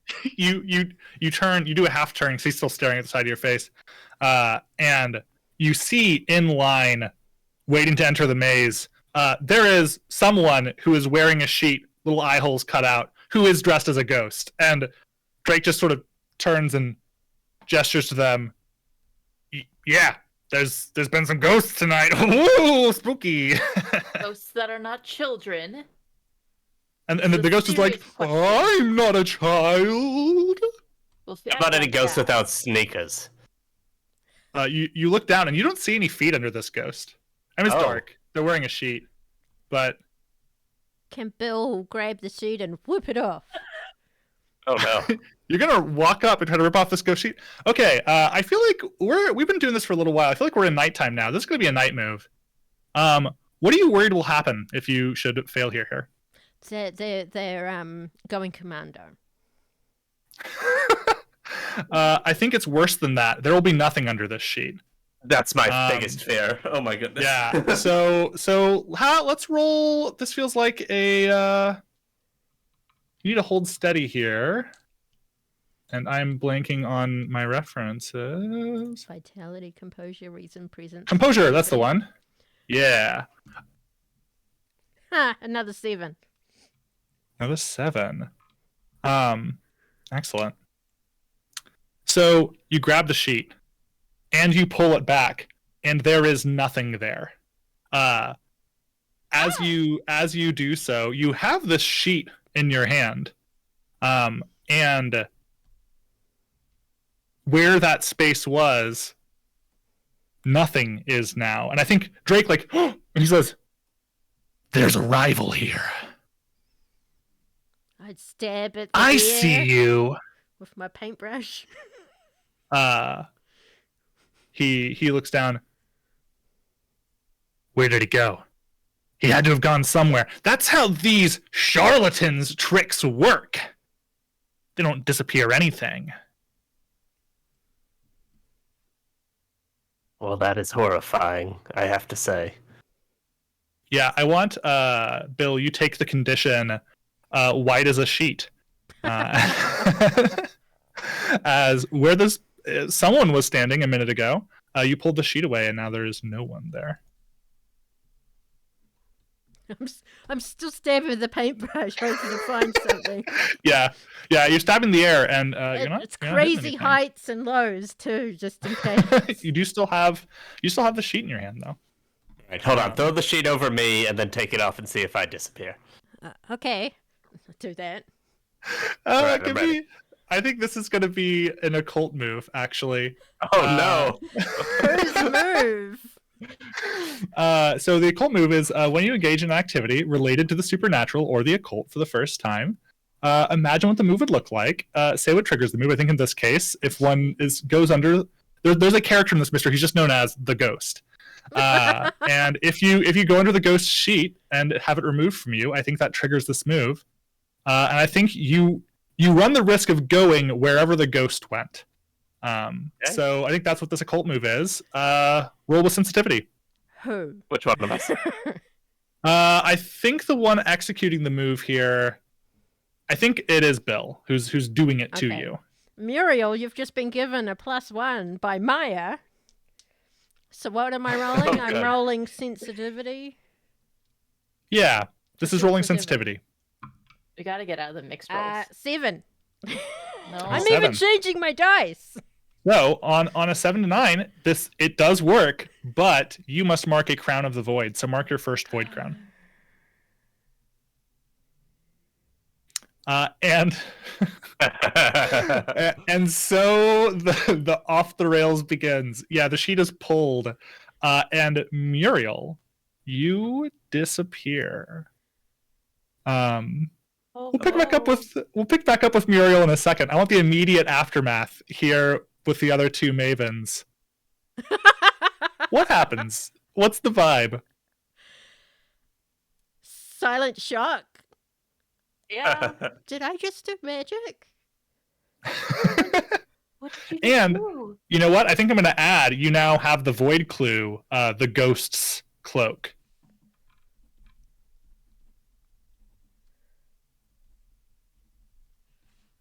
Dumbo! Dumbo, get back here! Yeah, you call out to Muriel, and you hear I nothing. called in out to response. Dumbo, to Drake. Yeah, and Drake is like, Yes, you! yeah, what? Where did she go? And like, I think the people are starting to get nervous in line, and he's like, a magician never reveals his secrets. Oh, you are not helpful. Go find her. And I throw the sheet over her. You throw the sheet over him? Oh no! Please roll the occult move. Roll plus sensitivity. I did it again, a 7. Mark another Crown of the Void. Drake Raven disappears. What if Oh, you no. turn the sheet inside out? Oh, I turned the sheet inside out. So if I turn it up the other way, I'll turn it up the You other way flap and it. I flop it over the ground and then lift it up and see if anything happens. Nothing happens. We've now established what the rule is with this occult move, so that's not how it works. That doesn't trigger it. The two of you are here outside of the corn maze. Not the corn maze. It's the Hay bale. we've established this is the hay bale maze. I'm going to ask you while the two of you are here, and Muriel has deserted you. What's the prize at the center of the maze this year, and why are people like kind of unenthused about it? First thing that popped into my head was like a very large carved pumpkin. That looks like the Miah. Yeah. Loving all this mayor hate. Oh, yes, I've got to subvert authority. It's one of my things. Mhm. Yeah, I get you. Okay. So yeah, I think you maybe you're putting a raffle to win this big pumpkin if you make it to the center of the maze. And like between it being a raffle and it being this pumpkin that looks like the mayor that nobody really cares about, not the biggest draw this year. So I'm gonna leave from there. I'm gonna pick up, I guess, with Muriel and potentially Drake. We'll see what happened to Drake with all this. We're gonna pick up with Muriel. Muriel, where you are, it is dark. There are lights, but they're infrequent around you, and it takes you a minute to orient yourself because the space you were just in was reasonably well lit for the night times of this festival. It was outdoors, there were lamps. But here, this space is intentionally kept dark. The only lights you can see are in these cases encased with glass, which you take a peek inside and you see there's like accounts of the history of Brindlewood Bay, and then it clicks. You realize you're currently inside of the cultural center. The cultural center has been turned into a haunted house this year. And a question for the group, what about this haunted house makes it far more educational than scary? Oh, all of the ghosts are historical figures. Love that.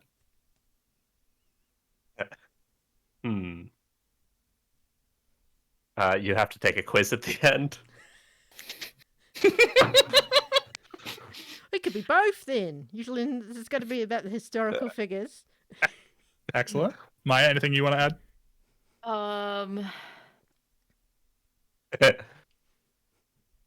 What did you say, Cap?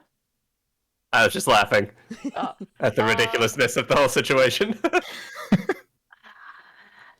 Sero took my idea. Was it? Yeah, I was gonna suggest like spooky, like possibly real cryptids. But what about like something like sensory, like touch sensory? That's like they tried making like things that were like back in the day. I don't know. For some reason, I thought like corn husks, but I'm like, that's not scary. I don't like scary things or going into haunted houses, so I'm not the best. That's the thing. I think this is not a very scary haunted house. Okay, but I feel like they have some sort of like touch sensory thing to maybe entice the younger crowd. I don't know. They have like put your hands in a the box like spaghetti, and like black olives, Jello, yeah. Yeah, they have a box that you can put your hand in to like get like, oh, what's inside the box, and you feel, and then like on the other side you can see that it's like corn husk, and there's like a little educational display on like the history of corn growth and outside of Brindlewood Bay in the area. Yeah, maybe there's like a bowl with like water and a bunch of apples that talks about the like genetic, like the history of apples. Yeah. What apples grow in this region, how they came here. Yeah. Yeah. So there's definitely one about the mayor, I feel like. There is a quiz at the end, as we established. So Muriel, you find yourself midway through this haunted house at the cultural center. You've grounded yourself. There are, honestly, the place is pretty empty. I think it maybe gets the odd visitor in the front, but most of them don't make it through the whole maze, or through the whole haunted house, because it is kind of lame, gotta say. But it is quite dark, and only the displays themselves offer you much of any light. Oh, we have a hydrate. From, I can never say this name, Pithecus Rex. Oh, it's Pat. Short Petty Pat. I know the first hydrate was my fiance, so thanks. Now, am I in one of these cases? You're not or in one of these cases. You're just in the haunted house. Okay.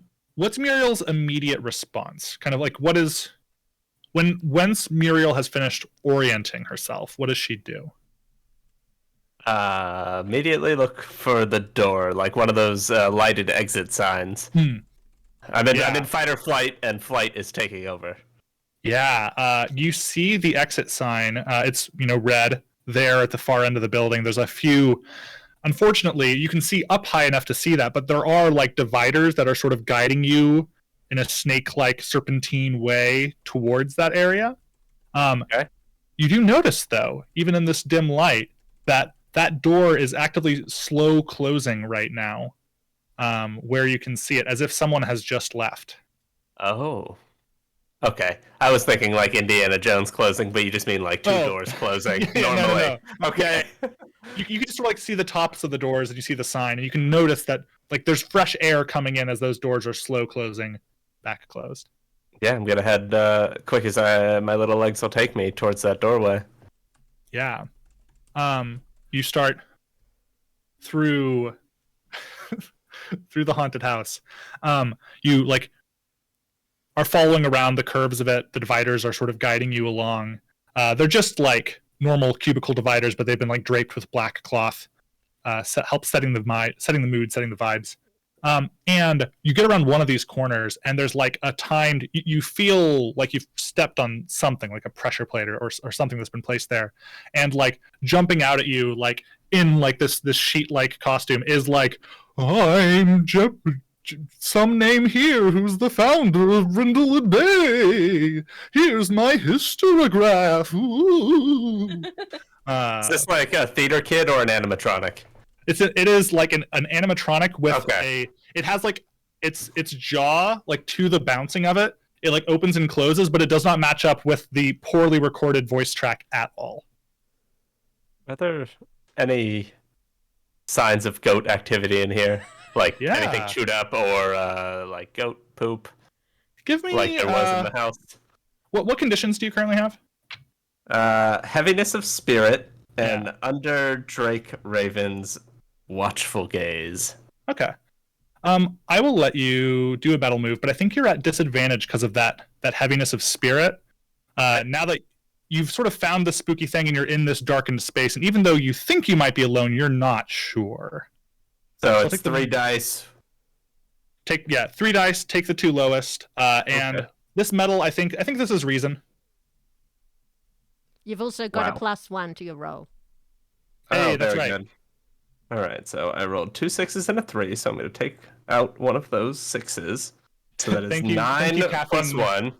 Thank you, Caffeine. Now the two genders, theater kid and animatronic. Love that. Yeah. So that is a 10 all day, even with disadvantage. Wow, even with disadvantage. Excellent. Well, 10 all day on a meddling move, that gets you a clue, baby. I will say, if you would like to put on a crown, you may also get a void clue. That sounds great. Let's do that. Okay. You can pick your crown. You can either take your first crown of the void, or you may put on one of the crowns of the queen and give us a little scene. Pick out that, and then we'll give you your clues. So what does the crown of the void do to me? So the first crown of the void just means right that in your future cozy scenes, you'll have to narrate some dark entities moving in the shadows.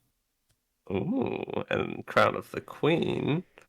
You got lots of options for crowns of the queen. Pick one of the last 2. Oh, wow. Okay, yeah, I'm going to take a crown of the void to avoid all that. All right. You take your first crown of the void, and you're going to then get both a clue and a void clue. I'll give you the clue first, because that's going to be the sort of fun details. You find, like, as you're walking along, I think stepping on this pressure plate makes you finally look down. You were kind of in a rush to get out of here.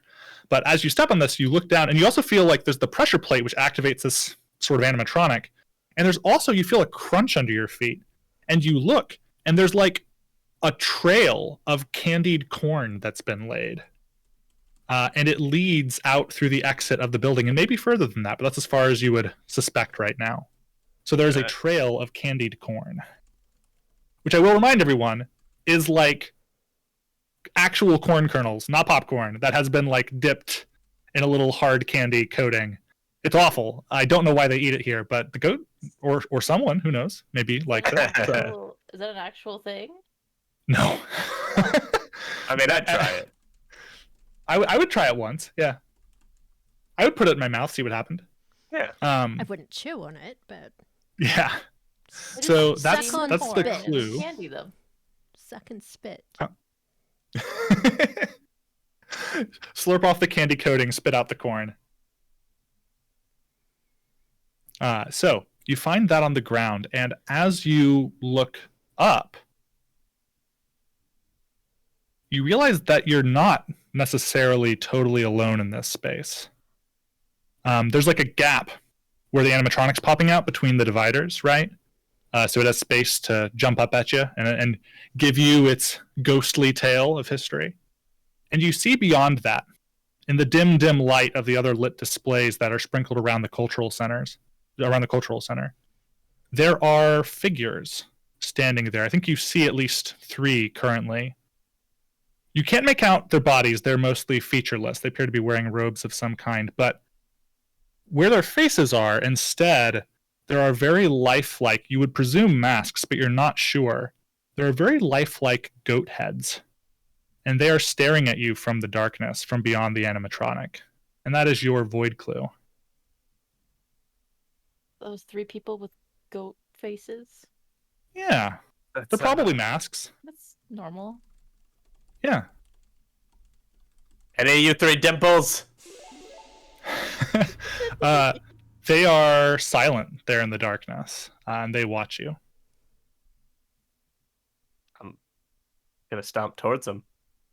You have to like kind of get around the animatronic to get there. I think you like kind of topple over one of the dividers on your way. Give me a night move. Okay. This is going to be, well, first, before we roll for it, what are you worried is going to happen? Worried I'm going to get attacked and taken by these hooded goat people. I'm really all confidence right now, but not on the inside. On the outside, yes, but I think not on how the it's inside. worse than you fear. They will take you, and they will take you even to where Dimples is, and you will meet the same fate. Uh-oh. Well, let's see what happens. What do I roll for a night move? Is that a roll? In this case, this is going to be composure. You're keeping her cool. Am I still disadvantaged? Definitely. Okay, cool. Everybody get rid of the highest one. That is 7 on the dice, plus 1 is an 8. That's an 8. All right. Whew! So you march forward. Close. Yeah, you march forward towards them.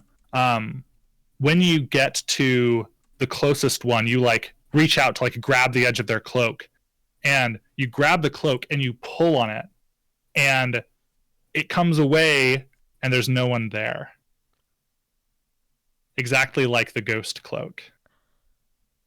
You hold in your hand this black robe that is adorned with what now, from so far away, looked beautiful and lifelike and true to life of a goat's head. It appears to be upholstered at the top with the skull of a goat. And so, yeah, you now have this robe, which they're going to give you as like a bonus void clue. The other two still there? So like you turn to look at the other two, and they have likewise disappeared. Right, well then I'm going to head out in the direction of the candied corn because I'm terrified and this place is bad. I do think you're already at 3 conditions, though, right? 2 conditions. Your 2 conditions? Okay, so then yeah, you've space for a third. You're going to take a third condition now, marked by the goat. Oh, good. And you get rid of conditions by spending time. Cozy move. You spend time with the other mavens while doing a cozy activity. Come have activities with us. And Do my best. 2 of us can see things. Quick check-in before. I think you had for the candied corn does lead through the exit doors, so you pop out of them into the cold night air, following your trail of candied corn. I think I want to sort of like pause scene there. We'll resume with the mavens collectively here in a second. But before we get to that, I just want to do a quick check-in. Where are we at clue-wise? What have we got, do you mean? I have a lot of clues. We do. Yeah. We're racking them up. The murder of Rose, picking at a body. Mm-hmm. The ritual dagger found in Dimples's pen. Dried blood, Jack of Spades. They used smoke bombs. The ghostly. The ghost cloak. The ghost ascended and fled. Got the goat robe. We've got your black cloak. Did you pick that up? And also the hoof prints leading from the trailer to the hay bale maze. And then does the candy corn trail count? Yes, that is also a clue. And then so it sounds like faces. Dried blood on the bed, the dagger, and the Jack of Spades all have dried blood on them. The Jack of Spades, That's right. So it sounds like we're up to 6 regular clues and 3 or 4 void clues. So you are certainly, this is going to be a difficulty 7 mystery. So you certainly have enough clues if you are able to use a few of your void clues, a few or all, I don't know what you're into, to certainly try to answer the question, answer your mystery. As we're sort of moving into the next scene, I just want to know, is that what you want to do next, or do you want to continue investigating? I am also looking at the clock. It's about 8 local time, so I think we have like an hour left scheduled on the stream. Either way. I mean, I don't know where he is. Do you? And we also need to figure out what happened to Drake Raven, because he didn't appear next to me. It's true. And I'm worried. Weirdly enough, I'm worried about Drake Raven. Well, you don't know yet in character to worry about him. Exactly. Yeah. I figured I was sending you a buddy, so you wouldn't be alone. Yeah, I was. I appreciate that. I was kind of gonna suggest that maybe Bill, you and I put that sheet over. Or we could just call her. Those are my two options. Put the sheet over both She does of us. probably have a cell phone, yeah. Or call her. I mean, so Yeah. far only Sunny has said she has a cell phone. Yeah, I mean, I called her earlier. I mean, I can call her. I'll call her, and then I'll. Well, before we get to that and the result of that, yeah. is what we're moving towards a theorize, do you think? Or are we going to do more looking around? Because I will say, like, the answer is going to be up to you all to kind of determine regardless, right? I'm not going to give you a clear answer. The theorize will be when you all stitch the clues together and figure out what happened. And then we'll get a closing scene where we deal with the aftermath of that. Your brother Okay. wants him to bleat for you, Daddy. Oh, I'm going to bleat. It's going to happen, but I'm assuming it'll happen, like, in the finale, Pat. Okay. Well, you'll have to wait till the end then to hear Yeah. you bleat. You've missed Stick Phyllis around to the end of the bleating. end of the stream if you want to hear me bleat like a goat. I do. Oh, boy. I'll stick around. I want to hear it. I guess I'll stay. Yeah, I mean, I have to, don't I? So, Yeah. Well, yeah. I mean, if we want to roll the figure out the mystery, I'm just saying, you guys definitely have enough clues. clues at your disposal. So, does anyone I'm feel fine with it. confident to roll for it? Absolutely not. No. well, wait, the so- great thing is it is hugely iterative. If you just start somewhere, then like Okay. you know, truly the theorize kind of works like magic, where like somebody just says like, I don't know, I was kind of thinking maybe this, and then everyone's like, or they're like, yeah, and then it just sort of evolves from there. Okay. So, Let's do it. I love that. Why not? Okay. Yeah. then I think here's what happens. Let me get all my names so I don't get anyone wrong. Muriel, you exit through the back doors of the cultural center.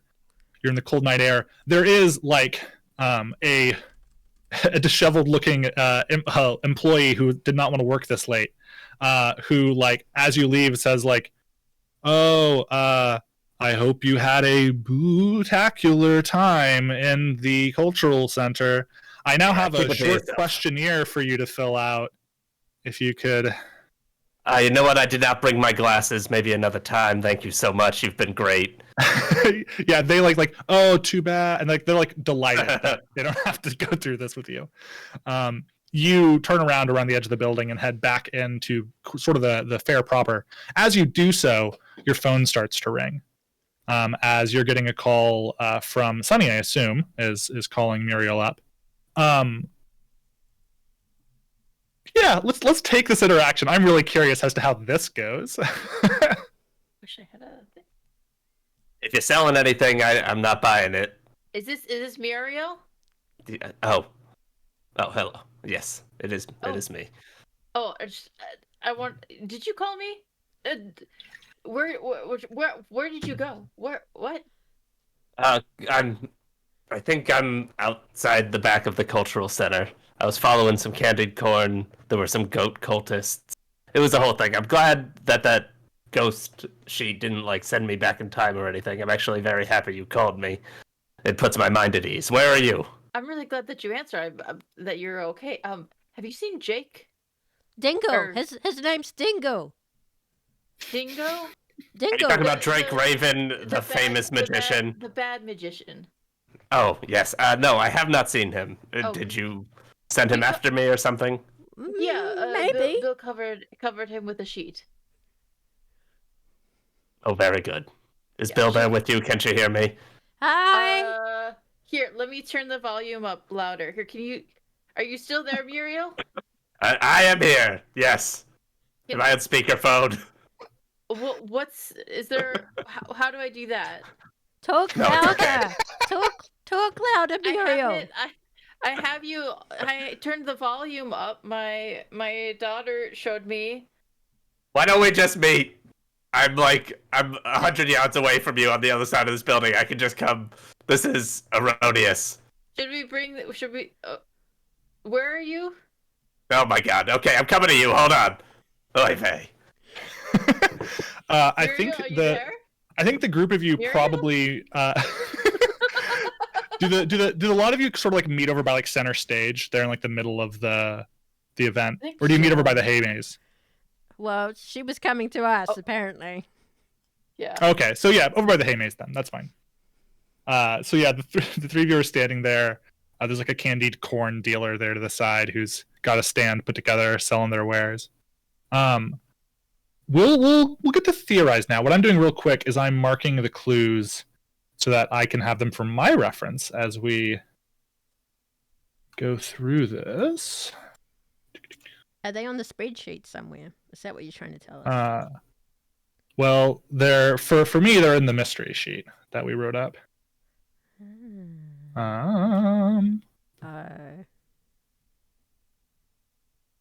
But I could put it up in the spreadsheet if that would help. Are you going to try to put it in the stream for viewing, or? No, I've not got anything set up for that. Yeah, I was going to say that probably sounds kind of hard. I'm so prepared. Yeah. We were at 6. Which clue have I not? Oh, the dagger. Duh. So yeah, we have 6 of the regular clues, and then we have dagger. People watching from the shadows and goat masks in quotes. We have murder of crows feasting on a body. Yeah, normal stuff. And then what else did we have? We added a few like on the fly ones. We have the ghost cloak. Yeah. There's also and then the goat cloak. The goat cloak.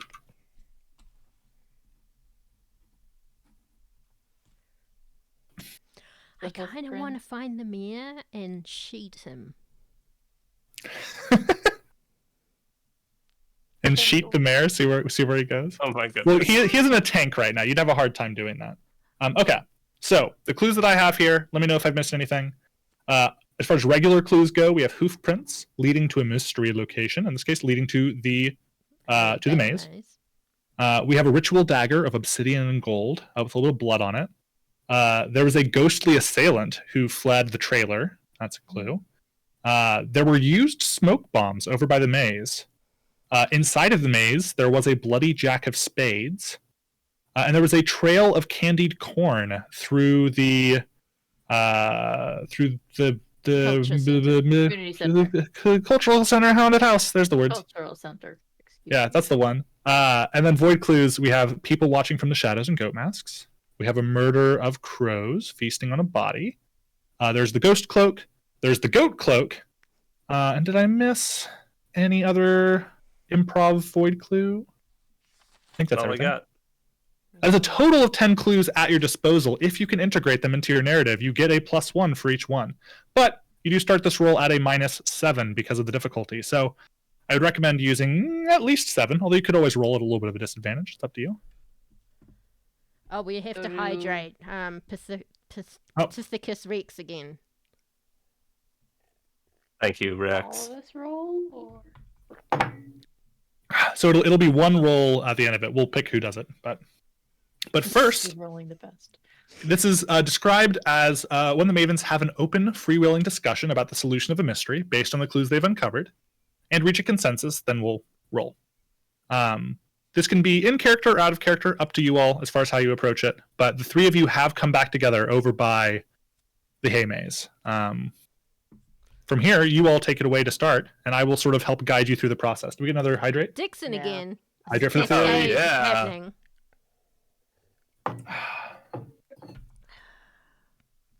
All right, so we're trying to pace out the mystery as it happened from start to finish using the clues that we have, correct?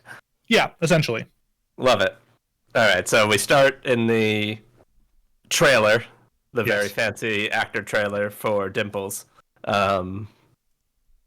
And we have hoof prints leaving from there. So it wasn't teleported via cloak from there. But they may have tried, and that may explain the dagger. There could have been an altercation. Maybe Dimples headbutted one of them and they accidentally stabbed themselves with the dagger, thus dropping it. Could be Dimples' blood on the, or it could be their blood on the bed instead of Dimples. That's what I'm thinking. Is that Dimples had the upper hand? He was in his home turf. He knew how to attack intruders. I think that the smoke bombs were used to discombobulate PbtA. That's why he thought he saw a ghost. Yeah. Sure, very Scooby-Doo. I like it. So the goat then, and as the theory we're presenting so far, the goat encounters an assailant, fends them off, flees the trailer, and heads towards the maze. What happens then? Well, obviously Drake Raven is just inept. And I almost feel like he lied to us. Because, like, who else Which would be? be... Time? Who else? The whole time. Who else has a deck of cards but him? That would be a strange thing to find. That's true. But So then is he dumb maybe- enough to show us one of his cards? Oh, this was word upon. To reveal his cards, so to speak. Well, I guess I was looking at it the point of view of, like, maybe he was going to try and, I don't know, keep the goat hostage and get fame or respect. Yeah, maybe he Yeah, I don't wants have any for real him. magic, you know? Maybe Maybe he he's wants- an yeah. amateur and he wants this power, so he's trying to steal the goat for them because he got wind somehow that this goat cult was going to try to steal I Dimples. mean, Quinoa, the woman, she did say that the goat went missing like a half hour ago, and he could have been at the maze the whole time, and the We- hoofprints lead straight to him.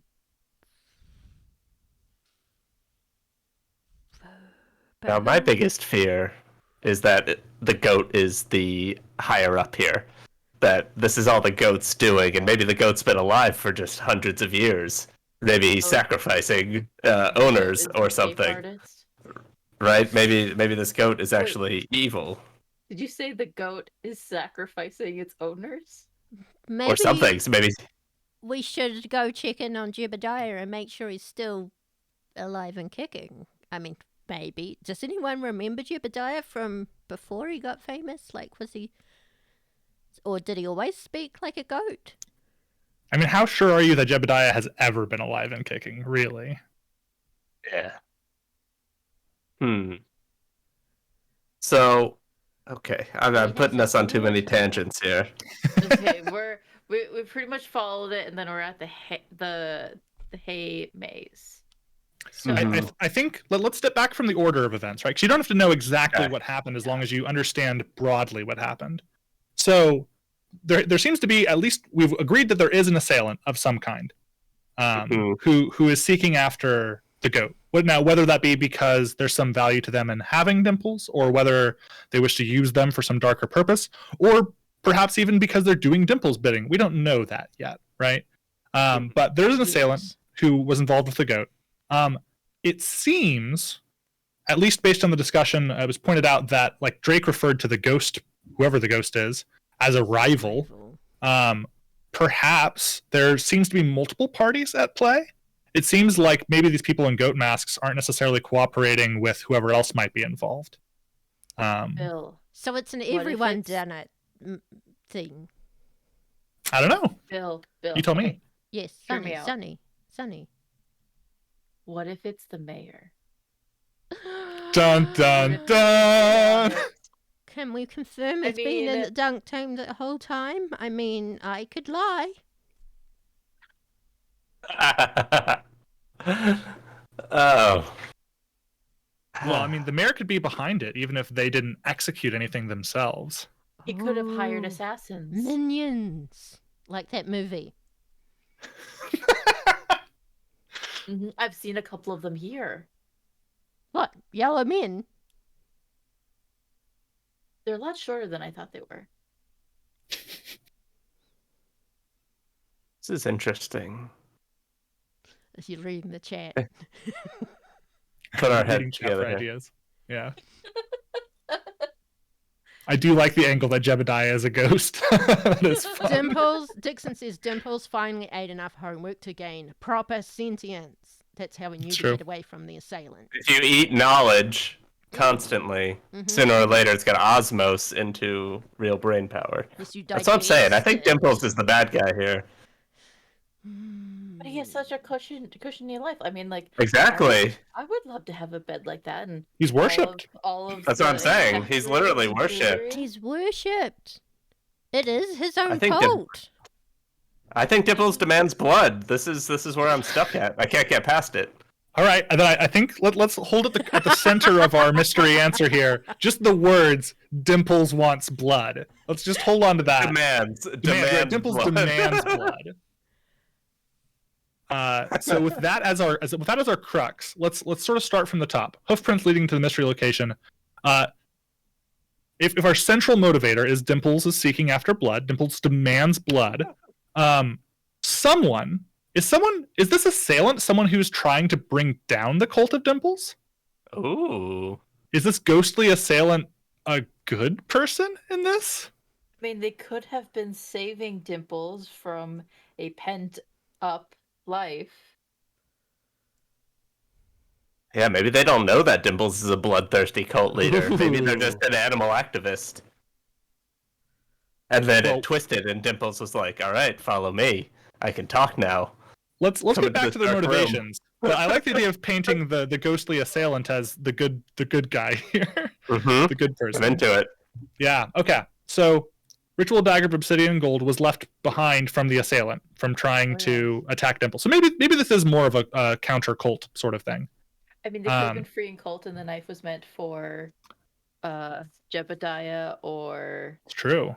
what's I her think face? the daughter did Melissa? it. She's sick of the attention her father has given this goat instead of her own family, so she went to do away with Dimples, but Dimples retaliated.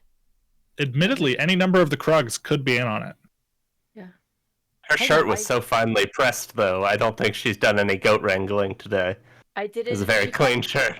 She kept playing off her father that he's so old and not to listen to him. Such a Very young true. person It thing could to have been a say. fresh shirt because her old one got messed up with blood. Yes. That's true. Exactly. Maybe she was trying to kill the goat because she resented it for the love that her father gave it, and then the goat revealed itself to be a eldritch horror. Now the hydrate I from mean- PbtA Rex. I'm getting better at saying the name. It could be goat self-defense.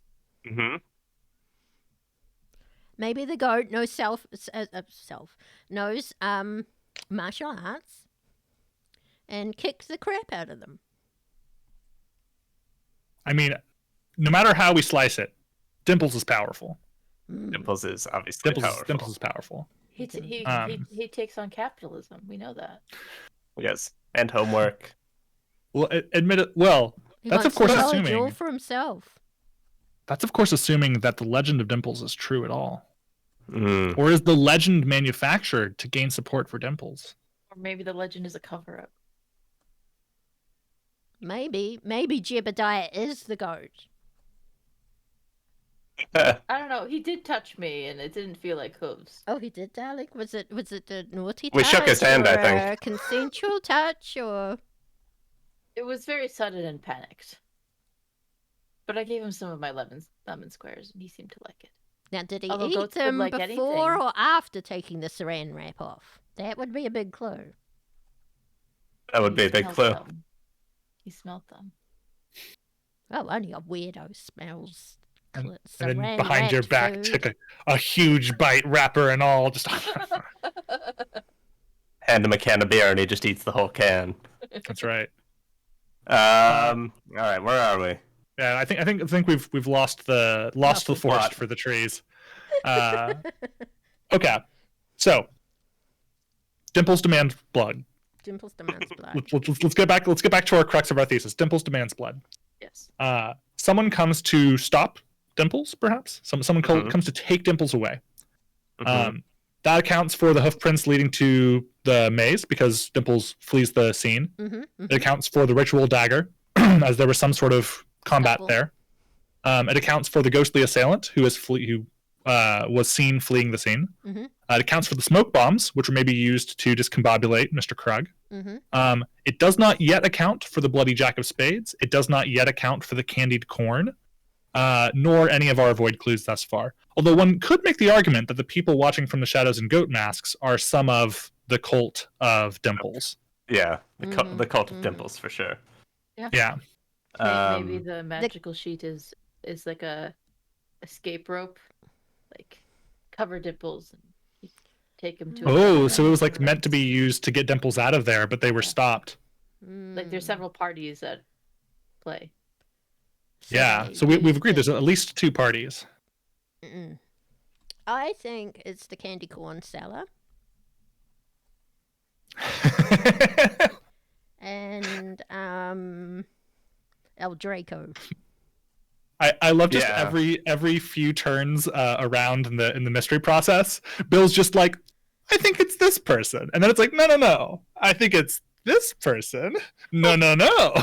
Corn. Now what if the daughter and Drake Raven are working together? Ooh, love And her. so the daughter's chasing out the goat after it got away, and then Drake sees it and tries to stop the goat with one of his great magic tricks using his cards, and the goat just barrels past him, thus knocking him over and getting blood on the cards. Well, What maybe if he it's flicks the reversed? card like Gambit and it sticks into the pig. Ah, And the goat fled into the maze. What if Yeah. it's reversed? Because maybe he what if? Hold on, take out a Yeah. thought and eat it. Yeah. What if Drake tried to kill Dimples using the smoke bomb and the knife? It didn't work. Drake is already bloody and gets blood on his card. Melissa is waiting because she wasn't there. She didn't see what happened. And Melissa and Drake meet in the cornfield because nobody could see them. You know, hidden lovers, all that stuff. And in a panicked embrace, some of his cards fall out with blood on it. That's as far as I got. Okay. So Drake giving you the card was to avoid suspicion on him by claiming it was someone else's card. Because otherwise, A rival, 'cause someone he would said have there was found another it. ghost. Yeah. It's a rival's card. It's So- also not that bright. So is Drake then the one who's trying to stop the cult or otherwise steal the power of its leader? Maybe Well, he wants real magic. I think Or he's he's trying to using free- Melissa. Certainly, yeah. Free the goat, free Melissa. He wants Dimples can make everyone smile just by being there, and Drake wants to make everyone smile with his magic. So he wants to steal that wholesome power. So he's going to eat Dimples. Okay. Just like All right, we're Dimples getting did somewhere. homework and Yeah. became smart. Okay. Weird, All right. weird question. How Muriel, how big were these goat people you saw? Like, were they yay tall and I'm like holding it above my hip? Or they yay tall, like above the shoulders, or like yay tall? You lifted your arm the whole way, Like, Sonny. Person, like not hunched over person height. They were like average, I would say. Or they And would then- they have been teenagers? That's nearly impossible to tell. They weren't very shapely capes or cloaks, and they did disappear when I took them off, much like the ghost. But they were Oh. definitely very scary. Were they perhaps leading Dimples away with a trail of candy corn? Dimples does love candy corn, that is true. Everybody knows that. And homework Everybody and knows that. documents and So the candied corn then might have been a ploy by the goat masked ones to try The to cult of lure Dimples. Dimples. The cult of Dimples to lure Dimples back to them. Yeah, that makes sense. Chet had a Uh, theory from Dixon. Dimples ate Bill's daughter years ago. That's why she mysteriously disappeared. Or she was sacrificed to Dimples. And that's part Oh. of Dimples' reason why Bill actually did Dimples in. Oh, Well, Wait, so Bill was behind it the whole Oh, time. According Whoa, to plot Dixon. twist. Plot twist. Interesting. Okay. Well, with our answer so far, we have accounted for 7 clues.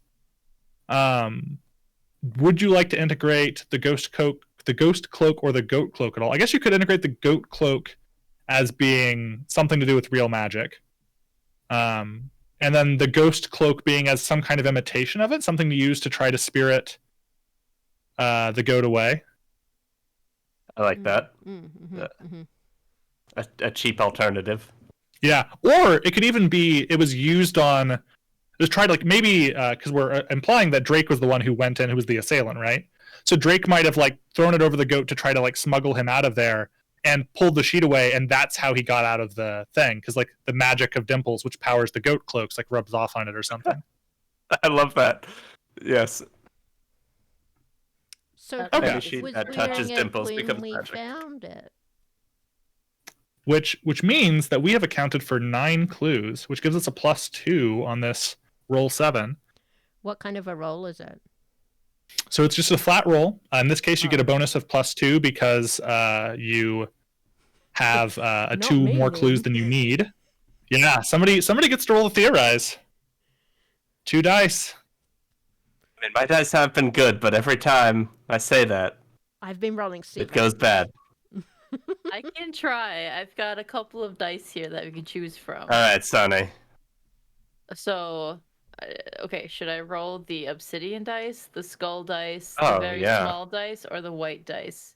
Oh, Obsidian like the dagger. obsidian and a white one. Ooh, there you go. Okay. Yin and yang. Good and evil. One for the ghost cloak, one for the goat cloak.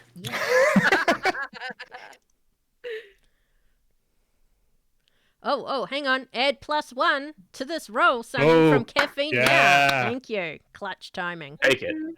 Okay, so I'm adding the +1 from chat, and then Yep. +2. Yep. Okay. Can I use a crown? Well, Oh tell my me the roll God, first. what Tell did me the you roll. 8. Well, 8 gets you a mixed success. That's pretty good. Yeah. It means we So were specifically, right about wrong on one a of them. theorize, on a mixed success, your solution is correct. However, I will present an unwelcome complication either to the solution itself, or I will present a complicated or dangerous opportunity to take down the culprit and save the day. If it's the mayor, we have to take him down. I'm leaning towards the latter. So, well, let's be clear on the theory. The theory is that Drake Raven was an assailant for good, tried to steal the power of the goat for his own magic, but also then putting an end to this cult of blood and sacrifice And that has gone on for saving his goodness lover, knows who Melissa. long. Yes, saving his lover Melissa. Yes, we worked in that love angle, definitely. So we have that angle, and then there's the cultists who are trying to recover their goat god, their goatish leader. And somewhere we have a goat who's gone missing, and that's probably where we'll find our solution to our situation. Okay. And then the mayor could be tangentially evolved. Who knows? He's out Or reappearing. I do like the idea that all of this just kind of happens under the mayor's nose. They have no idea. Oh, yeah. Two of us do have his Nobody- ire. Yeah, it's true. Yes. Nobody wanted my pumpkin? So, let me get a little bit more water and take a swig before we get into our final scene, but then we will go ahead and go. I ran out of water because we kept hydrating so much. I've got a little bit. I'll be right back. Give me 30 seconds. 30 seconds. All right, start the timer. Tick, tick, tick, tick, tick, tick, tick, tick. So what does the chat think of Brindlewood Bay so far? You guys are interested in it? I don't think it's currently available on drive-through RPG at the moment. I think because they're doing a new publication, a new edition. It actually just came back to drive-through. Literally, Yeah, because like, I checked. like earlier today. Oh, Yeah. because I checked Lucky yesterday. day. Yeah. Okay. Like they knew this was happening. Oh, but they didn't tell me, Hashtag so I didn't comfort. have enough time to create a chat command. So, Yeah, it is back on drive-through. It's the new official Kickstarter version, so it's got like a ton of cool new stuff in there, Very and cool. a lot like of extra explanation and stuff, so that it's easier for people picking it up for the first time to get and play. So, And something that's really exciting, they gave like a whole new section to both the Midwives of the Fragrant Void, who are like the underground cult that is behind the scenes, or at least one of the options. And also they've got like a whole table and explanation for different basically end of times that they could be trying to bring about. Different children that they are trying to birth from Persephone back into the world. It's pretty fun. There's lots of good stuff in the new book. As has been mentioned, I'm a big fan of this game, and I love how the Kickstarter edition came out. So, well, you go ahead and email them about the Cult of Dimples, and we'll get that in the next one. Yes. Make sure to mention the goat cloak and the ghost cloak. The double D. Necessary cloak. parts. No, double G. The double D, the double D, the double G, the double gloak, the gloaks. Yeah, don't forget the cloak. Well, they get double G when you're old enough. They sag so much. All right. I have refilled my pitcher. It is it's one of those filtered ones, so it needs to do its thing and give me fresh, clean water. And while it's doing that, we can sort of set up our scene here. Oh, I get to make this complicated or dangerous for you, huh? That'll be fun. Wait, we don't have You're any outside. hit points, do we? No. So, a fun thing about Brindlewood Bay is I am instructed to basically be hard on you. And my reason for that is that you will have crowns, which you can basically use at any point to get out of jail free and boost a roll and save yourselves, essentially. So with that in mind, I get to be kind of mean to you, and you all can deal with whatever those consequences are. Let's get into those consequences. Let's get into this roll. So you're outside of the maze. There are hay bales stacked. There are a handful of people still in line. Drake is nowhere to be seen. So actually, I think at this point they've either left or they've just gone into the maze anyway. And you three are standing here. The candied corn salesman is like starting to pack up their stand. It's getting late in the night and they ran out of corn. And the three of you have developed this idea, this crux of what's happening here. There is a cult behind this goat. And there is a magician, as selfish as he may be, who is at the heart of this, trying to put a stop to it. And you sent him off somewhere. You don't know where. He's been dealt. And as you come to this realization, you hear screams in the maze. People start pouring out of it, fleeing, screaming. They're casting glances behind them in a panic. And you see, rising out of the center of the maze, orange with horns poking through, a goat rising, wearing the pumpkin head of the mare on its head, its horns through the top, rising up, its little clippy hooves extended in every direction, a dark aura pulsing around it, a fine mist of blood in the air. You're not sure from where. And you hear, not spoken, but felt in your bodies, you hear the words emanating from this goat. Come to me. And then, reverberating, echoing, it opens its mouth, and the pumpkin does as well, this jack-o'-lantern in the shape of the face of the mare, elongated a little bit by the head of this goat. You hear it bleat, and it reverberates through the space. And yes, Pat, this is where you get your goat noise now. And it bleats for everyone.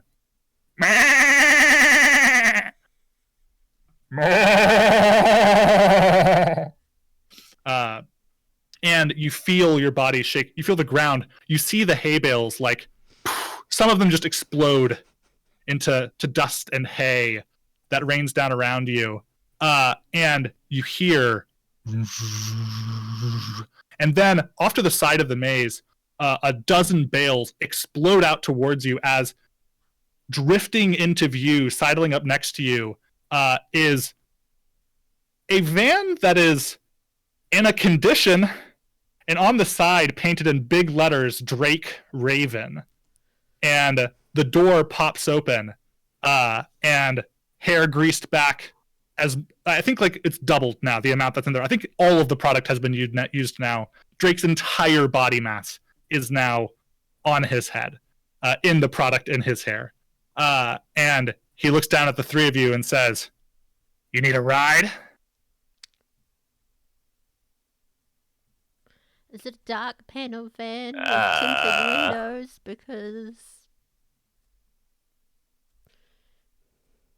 We've got a scooter. It's okay.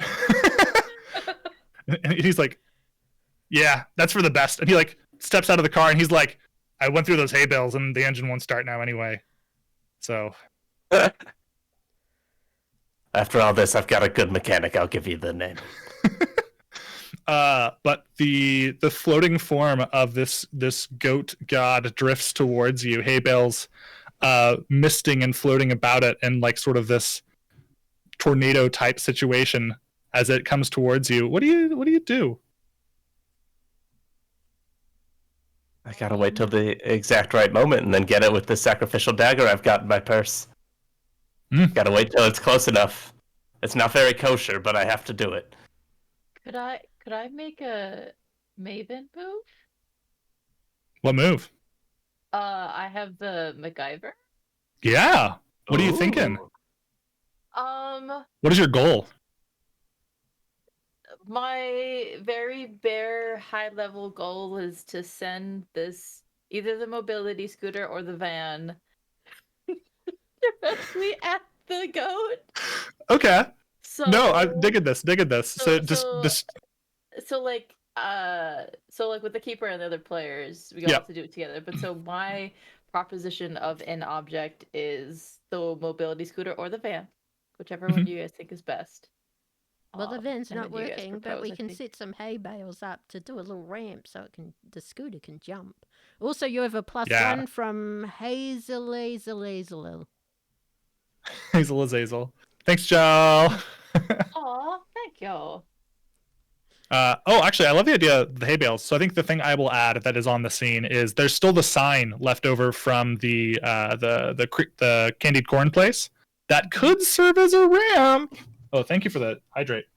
My I'm water. about to drive this ramp off, and I'm gonna stab this goat with a dagger in midair because that's great. Yeah, that's what I was thinking. If you're feeling brave enough, Muriel. Oh, of course. I've been waiting my whole life for this moment. I was just going to try and smack it with the brick I have in my purse. You know, just put it in my purse.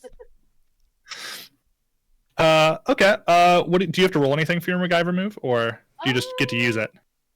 Oh, I have advantage on a single roll related to that action. Okay. I think this is the night move then, as you construct this apparatus to send one of your mavens hurtling towards this goat.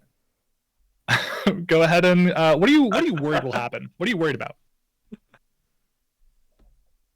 I'm worried that she will miss the ramp. She's got your glasses on. I think how it's worse than that is I think as the cart is going up the ramp, the sort of gusting winds around the goat is just going to knock the whole thing over, and she's just going to go into the maze. So with all that being known, do you want to go ahead and roll the night move? This will be, I think this is either reason or composure, whichever one you're better at, I'll give you. They're exactly the same. Okay. So 2d6 and then the +1. 3. You get 3d6 and take the highest of the two because you have advantage thanks to MacGyver, Cool. and you get a +1 from the crowd. Now it's From the Jill. original Angus MacGyver, not the young Angus MacGyver that's on TV Yes. these days. Because that Definitely. one uses guns and other weapons, and that's not right.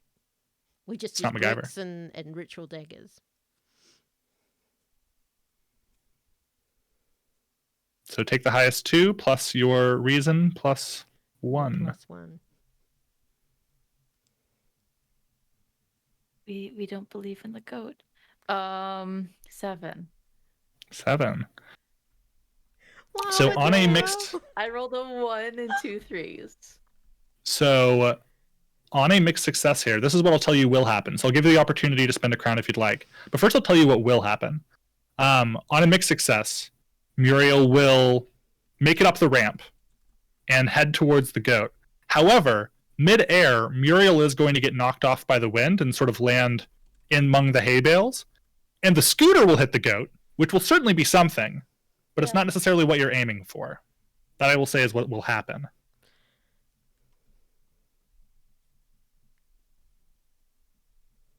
So do you want to put on a crown and bump that up? Or do you want to go ahead with that? Gotta go for gold. Should I? I was gonna say leave it like that because at least you're safe. But I don't need to be safe. We need to save the town. that's And true. hopefully take the So beer out would while it- we're at it. Not the date. I mean, totally dead.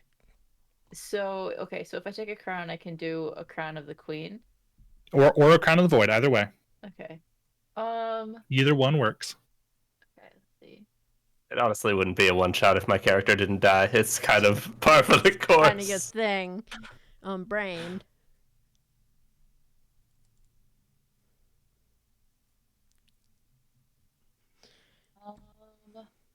I'm going to do a flashback of my fondest memory with one of my children. Oh. Yeah. So give us this flashback and tell us how it informs the ramp that you construct and or this whole situation. Yeah, I think about a year ago, my daughter took me to the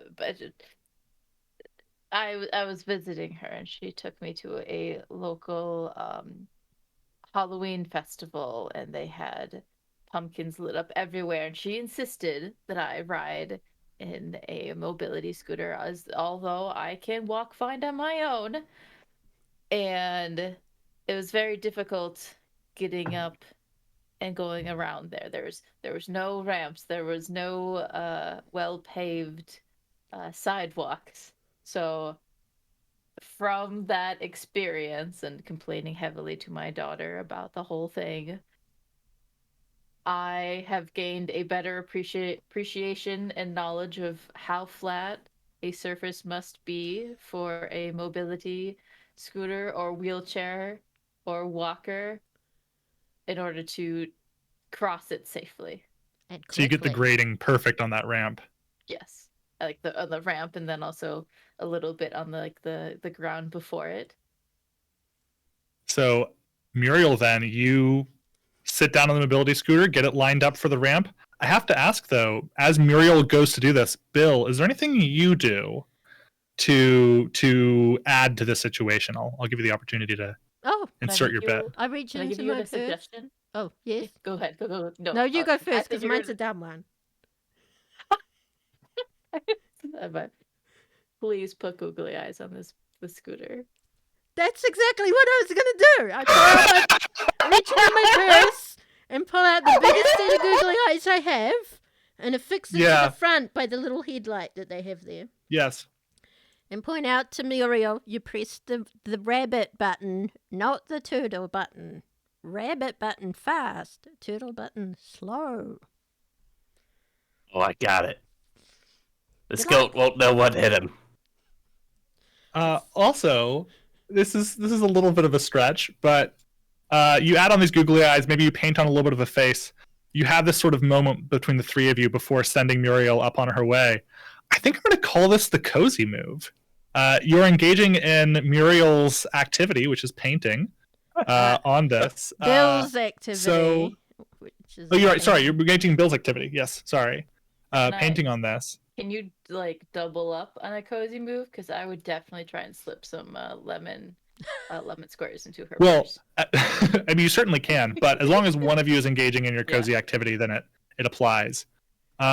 So you all can clear a condition if you want going into this. Hey. Which one? Which one? I only I'm have gonna one. clear under Drake's gaze.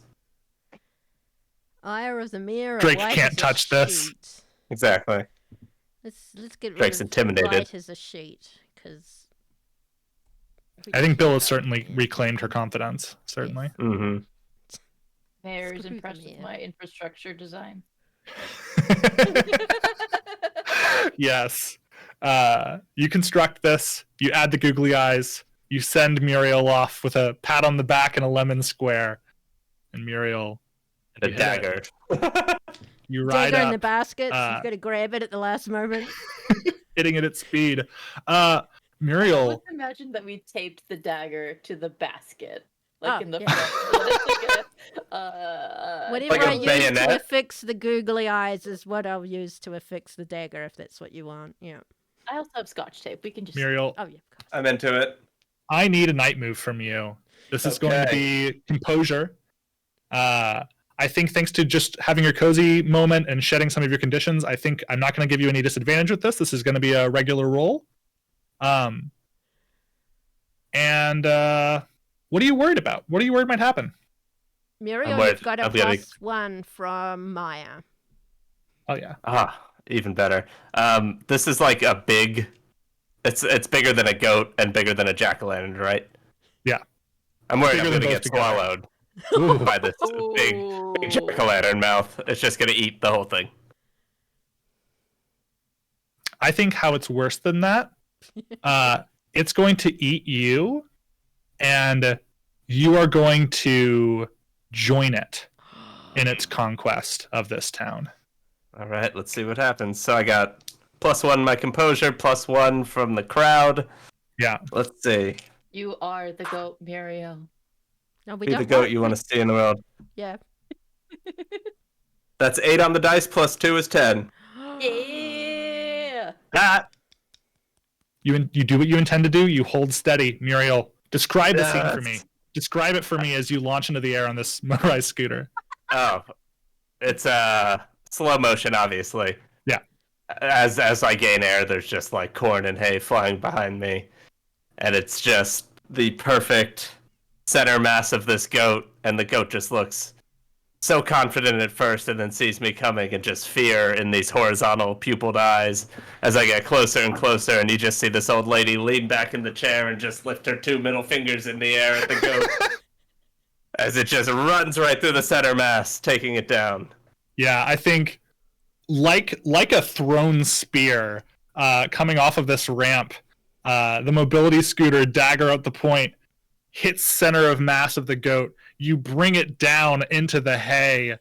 You sort of like tuck and roll as it hits the hay, and you sort of safely land there below. The mobility scooter is wrecked, but so is the goat. Dimples lies there, ritual dagger in his chest. The pumpkin has split. It is scattered across the ground. And Dimples lies there, cold, inert, dead. For now, at least. I mean, who's to say? It's a goat. Goats are powerful. You don't know. But yeah, victory is in your hands. The maze is a mess. And I think we gotta hydrate. Mm-hmm. We gotta hydrate. Yeah, blame your brother. That's my last water. Perfect timing. Yeah.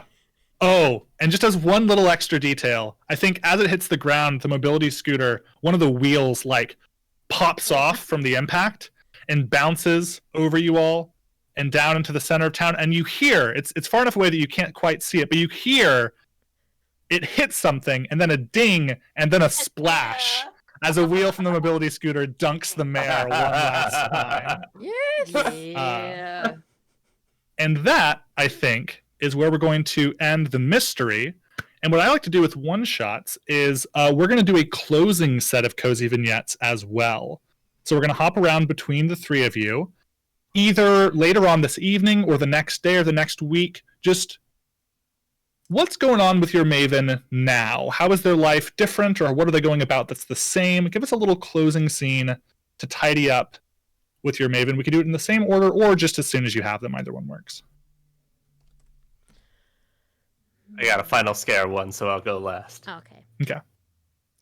I would say that Bill it's the same garage, other side of the car this time. A butterfly, very pretty, but also with giant googly eyes on this side of the car. And Braden, of course, is watching. Oh, Braden finally, puberty has really hit, and Braden's like, yeah, that looks great. That looks great. I love how it's coming together. Thank you, dear. Maybe you can paint the next one. Oh, that would be an honor. I'm so into that. Yep. Oh, I think your dad's ready for work. Oh, I'll go get the door for him. And he goes over. Moving over then, in our closing credits, we go over to Sunny. Sunny is on the phone. This is her probably 5th phone call today, 5th time retelling the story of what happened at the Harvest Festival. She's told her grandkids, she's told her kids, she's told her neighbor, she's definitely told Muriel the story, and is just loving all of the attention. You hear a ding from a timer in the background, and hear her go like, "Oh, my cake is done. I'll call you back tomorrow, okay? All right, bye." And like leaves the phone out. Probably didn't hang up the phone, and pulls out a fresh batch of lemon squares. Totally Excellent. not a cake. Technically, it's a lemon cake, but then cut into squares. Here's what it is. And finally, with Muriel, what's your scene? All right, you can help me on this one. So we see Muriel again, just like at the beginning. She's walking to her chair with a little bit of a limp now because she messed up her hip pretty bad doing that activity. And she sits in front of her window and starts to sip her tea. And the lawn across the way has just gotten completely overgrown. She's been noticing this just getting worse and worse and worse. And then out from around the corner, this truck pulls up. And the back door's open. And they start to lead goats out of the truck to start munching on the grass across the street. And then she looks over on her side table, and there sits the dagger. Yes! The extra detail I will add as we close out. It's later, after the carnage of the hay maze. The three of you have gone to tell the story and explain the situation, but it's still the night of the Harvest Festival. And I think we just see the body. I think the dagger's been removed, of course, so you've taken it with you. We see the body, though, of Dimples lying there. And slowly, first there's 1, then there's 2, then 5, then 10. A murder of crows descends and eats the body of Dimples, takes in those bits of flesh and that viscera. And it is only clean, pristine bones that are left behind as they go on to find their next meal of the night. And that's where we'll end. Welcome to Brindlewood Bay, everyone. It's a lovely place to retire. It was so good. Yeah. Thank you so much. That was wonderful. Oh my goodness, thank you. Yes. Yeah, quick shout out on. to Emma, to Moral Dilemma, if she's still in the chat, for helping me write up the stuff for this mystery. We were brainstorming this week on it, and I'm really happy with how it turns out. We'll probably get this fleshed out a little bit, and we'll put it up alongside our Bitter Rivals one. So Awesome. Thank you very much. And thank you to everyone else here, too. If you want to take a moment to pimp your podcast, then I will just tidy some stuff up with some admin and we can go. David, you start us off. Sure. Yeah. Hi, everybody. If you enjoyed this Brindlewood Bay game, may I invite you to go and listen to one of the other 2 that I've run that are actually recorded. One is on our main channel on Trials of the Apocalypse. It's like 5 episodes, like 6 hours start to finish. It's a great time. Strong recommend. It's with our Bitter Rivals mystery, which is about a school mascot being murdered, which is great. And in addition to that, we also have one, if you've listened at all to anything from International Podcast Month and their feed, we've got our Brindlewood Bay game on there that I ran for a bunch of folks. Also Bitter Rivals, but dramatically different. As one thing you'll notice when you play multiple copies of the same Brindlewood Bay mystery is it ends up very different every time. So look forward to those if you're interested. But yeah, that's me. Awesome. Cap. Yeah, you can find me on Shrimp and Crits, where we get into shenanigans similar to this, surprisingly, quite often. It's a Monster of the Week actual play podcast. We are almost done with season 1, but you can find us on any podcatcher and any social media at Shrimp and Crits with a C, like critical. Awesome. Miah. Yeah, again, my name is Miah. I am the editor and a player for the Monsters Playbook, also a Monster of the Week podcast. We release bi-weekly on Tuesdays, and we're headed into the final of our season, technically season 2, and it's gonna be good. So, yeah, and Sarah, can I say the one little spoiler? If you I might be on another Monster of the Week podcast. Probably won't with come some out till friends. next year, but yeah. Yeah. It's great. Yeah. We're going to have Miah on my podcast, which is Redgate and Oh. Wolf. So that'll be great. I didn't know how much of a secret any of it was. But yeah, I've still got 2 more mysteries to come out before that one comes out, but we're still recording with Miah at the moment, so go check that out. Right. I think that's it. Thank you very much to the audience. Thank you to the mods. And thank you to the person who made us hydrate a lot. And thank you very much to David, to Cap, and to Miah for being on the stream. Now we just have to wave awkwardly while I find the correct button to end the show. Cap's awkward. It's funny. Anyway, bye.